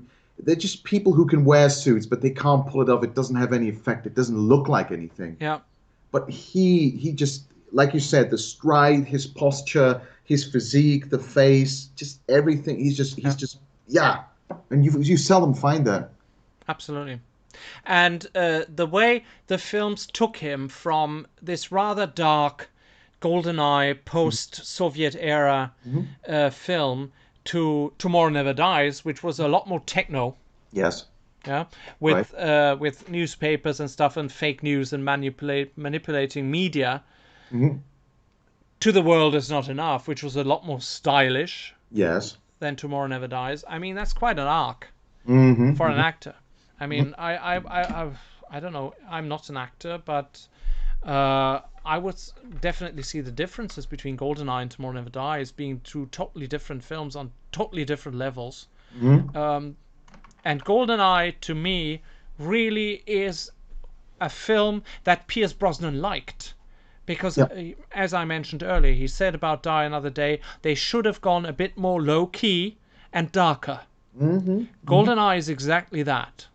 GoldenEye is dark and it's low-key. Of course, it has these amazing set pieces and action sequences, but it was quite dark. Yeah, absolutely. It was quite dark. Yes. And that's what makes it a good and enjoyable film, I think. Tomorrow Never Dies was much more like big budget movie explosions. Yes. And yeah, I don't know. Still, I love it. I love Tomorrow Never Dies. Absolutely. Great. Light-hearted almost, yes. Yeah. So to speak, yes. Yeah. And it needed a bit of fun. And I mean, you see here Pierce's great smile in the behind the scenes photo. That was the day when Roger Moore came to visit the GoldenEye set. Yes. And of course, fantastic. I love it when Pierce smiles, and also when he does it as part of his character. Yes, right. What do people say in the chat? Bit of love for Pierce, yeah. Andy says Pierce was a great Bond, yeah.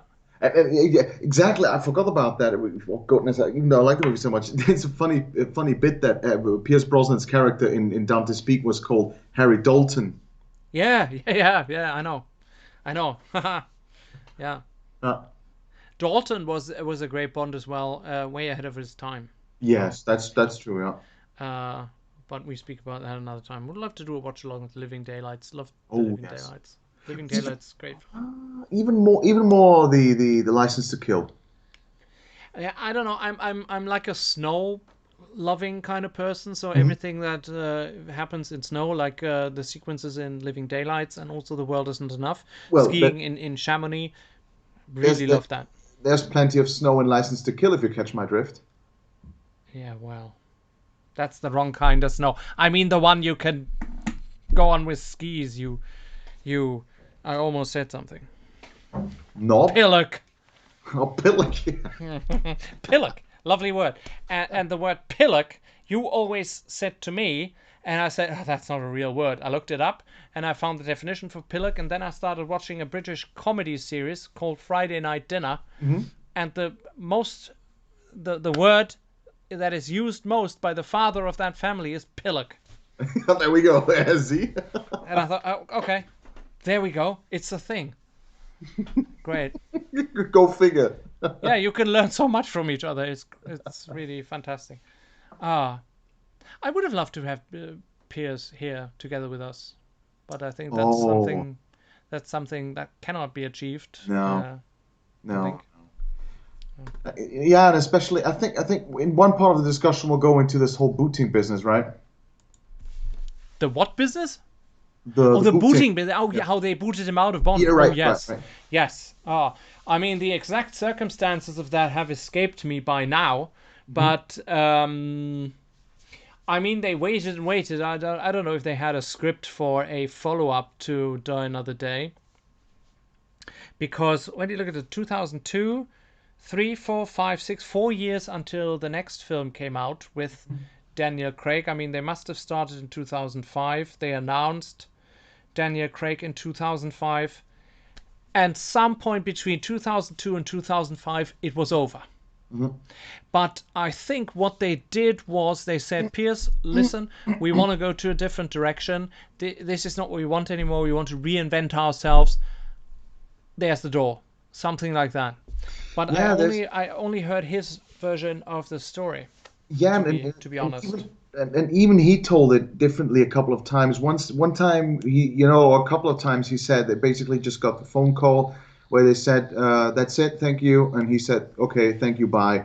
And in other versions of the story, he actually told that it was Michael Wilson on the telephone being quite stoic, and you could hear that Barbara Broccoli was all in tears, and they said, "We're so sorry," and we wish there could be another way, but we have to keep the brand alive, and we have to keep making money. We have to go on without you. So it's sort of a little bit shady how that really went on. Yeah. I don't know which version is the correct version. In some way, I believe the version also that Michael Wilson and Barbara Broccoli are conveying to people, because I know that she clings to a person she feels is perfect for the role. She does that now with Daniel Craig. Right.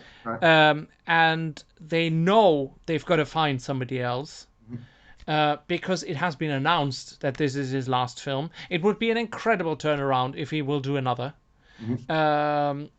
which I would not like, and many others wouldn't like, probably. I mean, he's done Casino, Quantum, Skyfall, Spectre. He's done 5. That's one more than Brosnan. It's okay in the end then. Yeah. But this is a franchise you have to reinvent all the time. Yes. I mean, through the 60s, 70s, and 80s, it was a thing that carried itself because you had a very little changing audience. Right. But today, with all this techno stuff going on, with smartphones, with the internet, with the young generation discovering Bond, you have to go into a different direction. You have to reinvent stuff to make these films interesting to a modern audience, because, frankly, in, 50 years, we won't be around anymore. And we are glowing fans. But in 50 years, I mean, even we have to go at some point. That's true. Yeah, that's right. But how do you get the next generation to love and cherish Bond the way we do?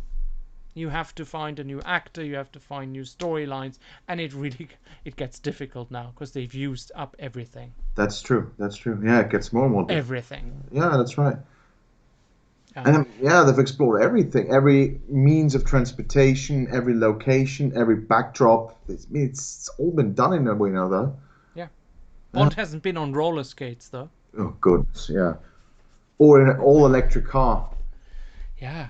Thank Or you. one of these scooters that are standing around everywhere. Oh, yeah. Do you have them as well? No, come on, no, come on. No, Switzerland doesn't have scooters. Yeah, well, we have them, but it's a joke. Come on. No, you're not going on a scooter. No. I'm too fat for a scooter. Anyway, one thing that I wanted to bring up when we're talking about the booting of Pierce Brosnan. I mean, obviously, no, we don't know for sure exactly how it went down and what the business was, but you can clearly tell that it must have stung him pretty heavily, because still, as of today, when Bond is being brought up, you see that he's not very adamant talking about it.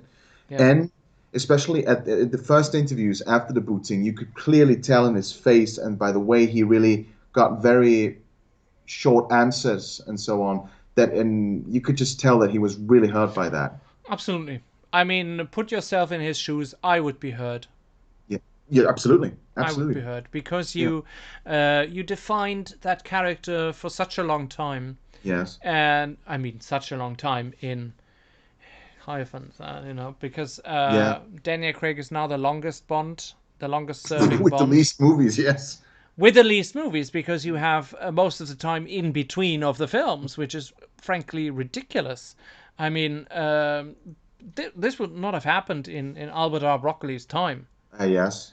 I mean, with Curry Broccoli, it was every 2 years have a film in the cinema. And now, I mean, now for the situation, they can't change it, of course. But, I mean, 2006, 2008. Okay, 2 years. 9, 10, 11, 12. 4 years. 12, 13, 14, 15. 3 years to Spectre. Yeah. I mean... Yeah. It's insane. And back in the day, of course, there was not much to compete with. There was basically Bond was an event. It came out. They had the whole field for themselves. Today you compete with Mission Impossible, with Bourne, with this and that, with the Avenger movies. It's not the same genre, but still it's bigger than live action movies. So it's hard to still get people to walk into your movie. Yeah, you generally compete with action blockbusters no matter what the action is. Right. That is completely... I mean, Mission Impossible copies a lot from the Bond films. Yes. And the driving force behind Mission Impossible has always been Tom Cruise. Yes. And he loves the Bond films. And a lot of inspiration from the Bond films flows into Mission Impossible. I love to watch them anyway. I don't care. Because I love the Mission Impossible franchise, but they are certainly, in some respect, they are catching up. They don't have the amount of films that Bond has, and not the amount of history and quality that Bond has since over 50 years. But in their own little universe, they are respectable. That's right. Absolutely. And you also have to factor in that the consumption that it keeps changing. People keep changing. I mean, back in the 70s, 80s, 90s, you had so many cinematic heroes were born. I mean, Indiana Jones, John McClane, Rambo. That doesn't happen these days anymore. It's the same within the music. Everybody still knows the Beatles, but for instance, superstars like Sam Smith and Adele, they just pop up every now and then, but in 10 years, nobody will talk about them anymore. Absolutely. So people don't, these generations don't bind themselves to certain characters anymore. And that's why they will never get a connection to a James Bond like we did, for instance. It was our character, it was, wow, James Bond. Nowadays, they just walk into random action movies and they're fine with that. And that's a hard field to keep up with when you have, It's true, yeah. I'm absolutely on the same page with you there. What are your top five Pierce Brosnan moments in the Bond films? Narrow it down to 5. That's hard to do. But let's just. That's why I ask. Yeah. You want to go first because I have to give it some thought. I was hoping you go first so I can pick my 5. Okay. Okay. Yeah, I can go first. It's Okay. no problem. My top 5, going from 5 to 1. My top 5, the number 5 is actually from Die Another Day. When he says to Miranda Frost, when they kiss between the Land Rovers, and he's teasing her, and he knows that he's winding her up, and he says, I don't think the guards look too convinced. Put your back into it. I thought that was a horrible thing to say, but he was using the moment because Miranda Frost is that kind of character you can do it with, and it was so bold because he thought, oh, I can get away with that. I'm Pierce Brosnan. I'm James Bond. I can get away with that, and he did. And the next thing she says, oh, you're incorrigible. So she's so posh. Miranda Frost is so posh, and he's just using that against her. That's really right. That's a nice thing. That's my top 5. My top 4 is The World Is Not Enough. I think I'm really going backwards. So The World Is Not Enough. It's that scene. I think it's the scene when he kills Sophie Marceau. Because it is, or it has not been usual for Pierce Brosnan's Bond to kill in cold blood. Although some of his films, like Tomorrow Never Dies, have the highest kill count of the Bond franchise. Also GoldenEye, with all the machine gun fire going on in the library and stuff. But his films generally have the highest kill counts. And to kill Sophie Marceau in cold blood, I asked myself the question, was that necessary to eliminate her? And in the end, you somehow arrive at the answer, yes, professionally it was necessary to eliminate her. Would probably have done the same. Although it was too late. She had already given Renard the order to whatever. He was on the submarine and it could have all gone sideways. But great piece of acting there. And then saying, I never miss. Yep. Standing so close to her. I mean, yes. I wouldn't have missed. My top 3, I'm going to be interested what my top 1 is. My top 3 is, there is a scene in GoldenEye. I think that's the one in the bath in the hotel where he has that get together with Ksenia Onatop. And he says, no more foreplay. Classic, just a standalone line. No more foreplay. Brilliantly placed with the clicking of the hammer of the Walther PPK. Yeah. Basically telling her, okay, that's as far as we go. But she's being that villainous. It's my top 3. My top 2 is a split. The World Is Not Enough. It's between him arranging his tie underwater, but that scene is very it's too short, that scene. I'd probably go for Tomorrow Never Dies in the opening sequence where he knocks out the guard. Yes. And says filthy habit. Brilliantly placed. But Tomorrow Never Dies has a lot of scenes that I would put on top 2. Okay. But what is my top 1 moment? It's not the bungee jump because he did not do it. Yeah, that's right. No. Paket. Yeah, no. That's your favorite Pierce Brosnan moment. That's my favorite. That's not from Pierce Brosnan. No, it's I don't know. It's probably. I'm thinking of something that he said because I think my top 1 moment would be when he speaks to Sophie Marceau in The World Is Not Enough, and after she loses at the baccarat table, or was it blackjack? I don't know. Against Zukovsky, you know what I mean. You know the scene that I mean. And he says, "This is a game I can't afford to play." Brilliant, subtle moment, not telling her that this is a game he can't afford to play. The whole story, but telling us, the audience, that this is risky and dangerous. Yes. Yes. No. To which she replies coldly, "I know." Mm. And the pause in between is very important Mm-hmm. for That's the right. chemistry of these two. So I'm much of a dialogue person. I see. Yeah. Much Yeah. of my top favorite moments are dialogue scenes. Yeah. Because in these little isolated moments you get a glimpse of the character of Bond portrayed by the actor at that time. Mm-hmm. Mm-hmm. Mm-hmm. So, your turn. Haha. I will go. I will go the opposite way. I will start with my favorite moment. And funny enough, I was just thinking about it. Most of my favorite moments, and of course, like you said, it's incredibly hard to narrow it down to five. But of course, that's not a task. And my absolute favorite moment with Pierce Brosnan is, but it's the whole scenery, is the tiger escape. Yeah.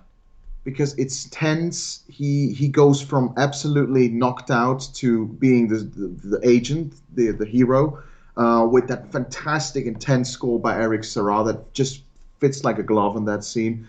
That is the scene that I always look forward most in all the Brosnan Bond movies that I watch. Then the second favorite one is also another one that is tied to the music actually. It's the one in Tomorrow Never Dies, when he actually escapes the Hotel Atlantic. Of course, he wears his fantastic yes. suit, the Yeah. beautiful tie, and this Yeah. the track 3 Cent by David Arnold is just that. These music moments gel so fantastically with the scenes with Pierce Brosnan. Absolutely. The third favorite moment is just this little bit that we saw in Die Another Day before is how he shrugged off at the fact that the fact that he was just completely dismissed by Rosamund Pike, where she Yeah. said, "You'll never have that pleasure," and he just goes, "Ooh," and then he carries on with his business, you know. Yeah. Can you Yeah. do that face on a fly? Can you do that face? If I give the line to you now, can you do that face? Yeah, What was her line again? it was. Oh, you'll never have have that pleasure. Yeah. Oh, you'll never have that pleasure, Mr. Bond. Ooh. No. It's more like a head tilt. There's a head tilt in there. Oof. Yeah, but I don't have his. He has those. It sounds demeaning, but it looks good. It has these squinty eyes, these Yeah. Irish squinty eyes. Yeah. And I can't do that, and my silly face can't pull it off. But anyway, it's a cool moment. Yeah, but I agree. Cool moment. Okay. Yeah, absolutely. Okay. And then number 4 would be possibly the escape from the Bilbao Bank. Yes. That's Obviously. hmm Badass.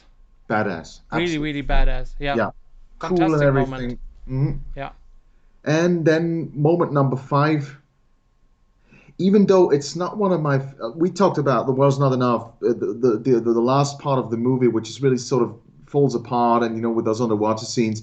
But you brought that to my attention, is when he looks at the camera and he does this. She's waiting for you. Yeah. The Yeah. look, Yeah. the look on his face and these these small head tilts that he gives in just before the send off, and it's brilliant moment. Yeah. You sometimes have to think, you have to put yourself in the situations of these characters. If that would have been a real life situation, how would you have looked?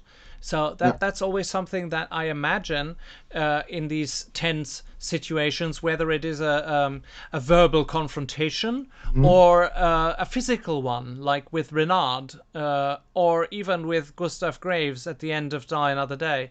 I mean, these are high-octane, tense situations.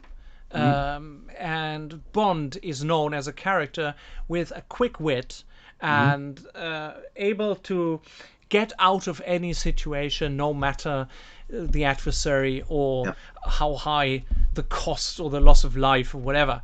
But you're right. A direct confrontation with a villain that gets really physical. And how often did that happen?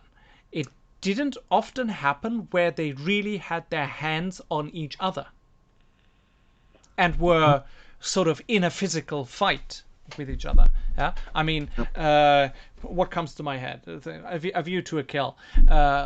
Christopher Walken's character Max Zorin is hanging side of the Golden Gate Bridge, but there is no physical fight. He has an axe, so he has the higher Yes. he has a higher power. He has a weapon.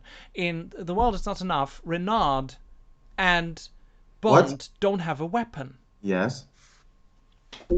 GoldenEye? GoldenEye, very fierce fight between 006 and Bond, obviously. That's the same thing. But the villain, the villain is killed by the satellite dish, and in The World Is Not Enough, he's killed by that rod, that uranium rod. So it's ultimately not Bond. But yeah, GoldenEye has that fight. So Pierce Brosnan had these moments, these physical moments with his villains. Yeah. But again, Tomorrow Never Dies, he did not have a physical fight with Elliot Carver. He just got to him in the right moment, and he let the machine do the rest, the sea drill. Yeah. That's right. That's right. But you are right about the fact that in Brosnan's Bond era, it was mostly, at least to a certain extent, it was about physical confrontation. Yeah. Which, like you said, it's right. In all the previous Bond movies, that was not a thing. It was almost more handled in a gentleman way. The main villain and Bond never really got in touch physically. That's right. That's true. Yeah. And it takes a lot to endure a physical fight instead of having a weapon. Yeah. And just to shoot the enemy. Like Roger Moore, he shot Carl Stromberg. Yeah.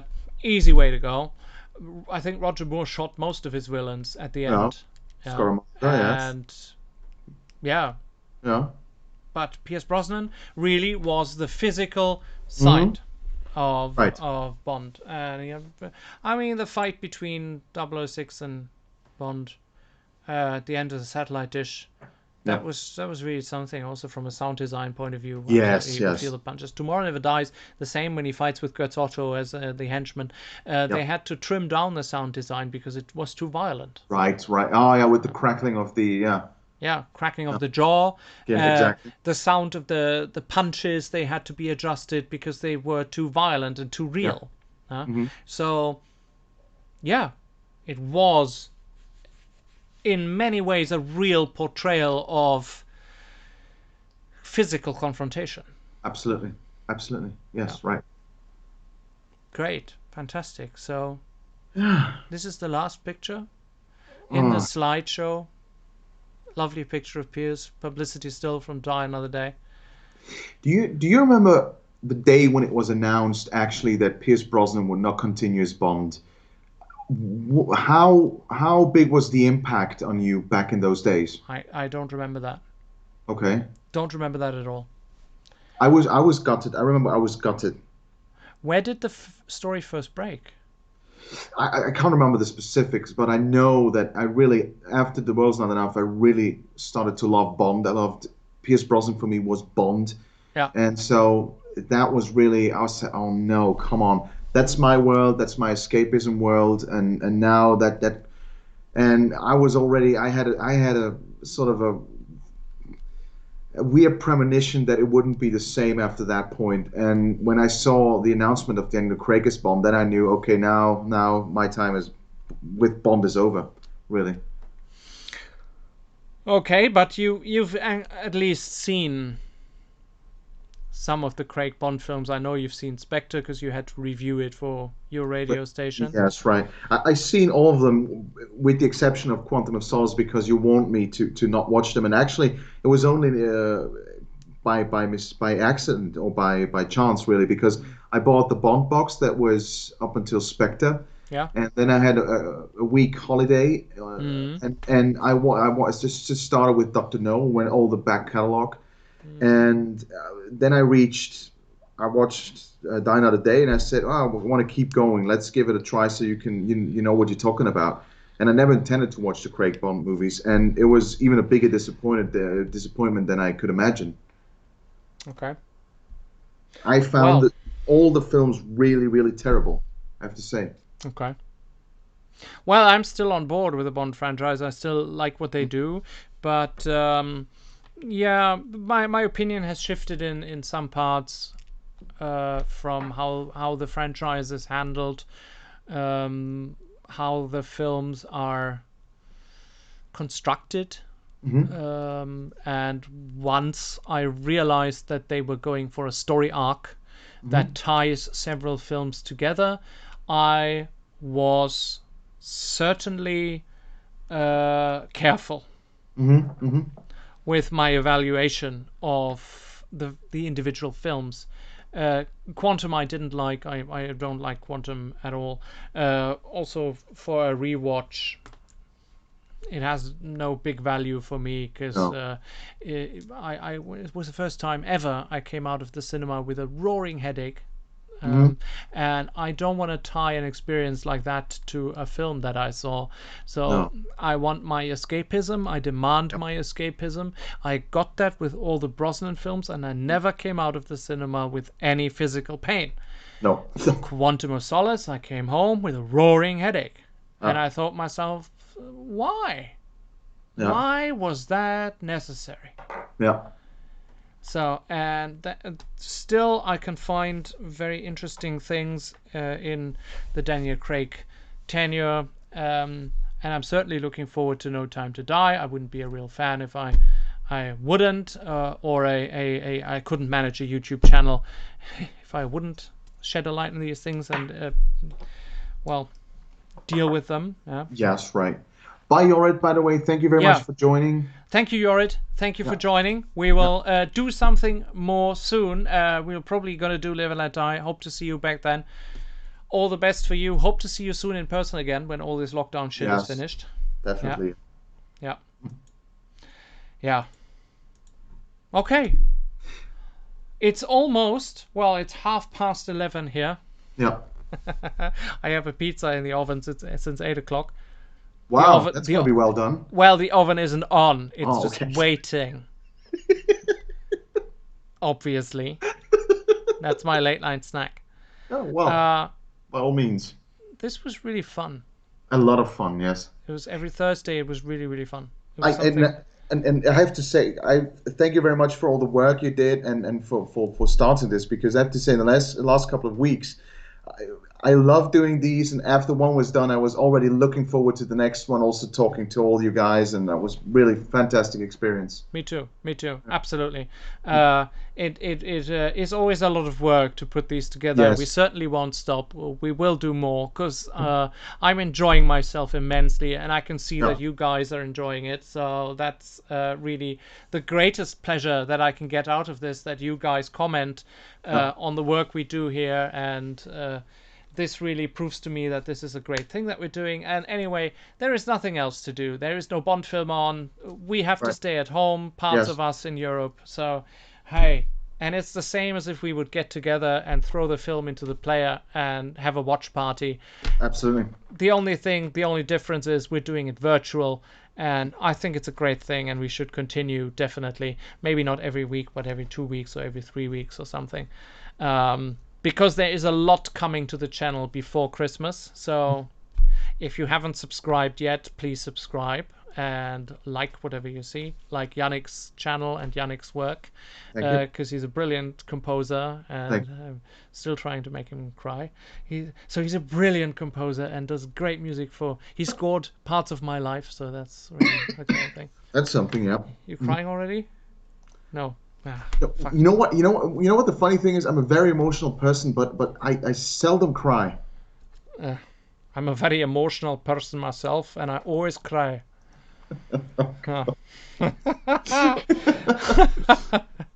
Yeah, I cry that we have to stop now. That's gutting. Yeah, it almost feels like being booted from Bond, like Brosnan. Yeah. But hey, we booed ourselves from this watch along of Die Another Day. Again, thank you for being part of this great experience, the Brosnan era Bond films. We will certainly continue with Live and Let Die and see what the older films have in store. And I'm really looking forward to creating the graphics for the 70s. Because this all is nice and techno, but going into the 70s is much more of a challenge. And to dig out behind-the-scenes material to give you along the way. Stay safe, people. Stay healthy. And now go back, watch the election results. I will. Oh, goodness, no. I will do as well. But just a quick peek. Just a quick peek. I'm the Biden man. Yeah. Go, Joe. Good night, everyone. Good night. Bye bye. See you next time.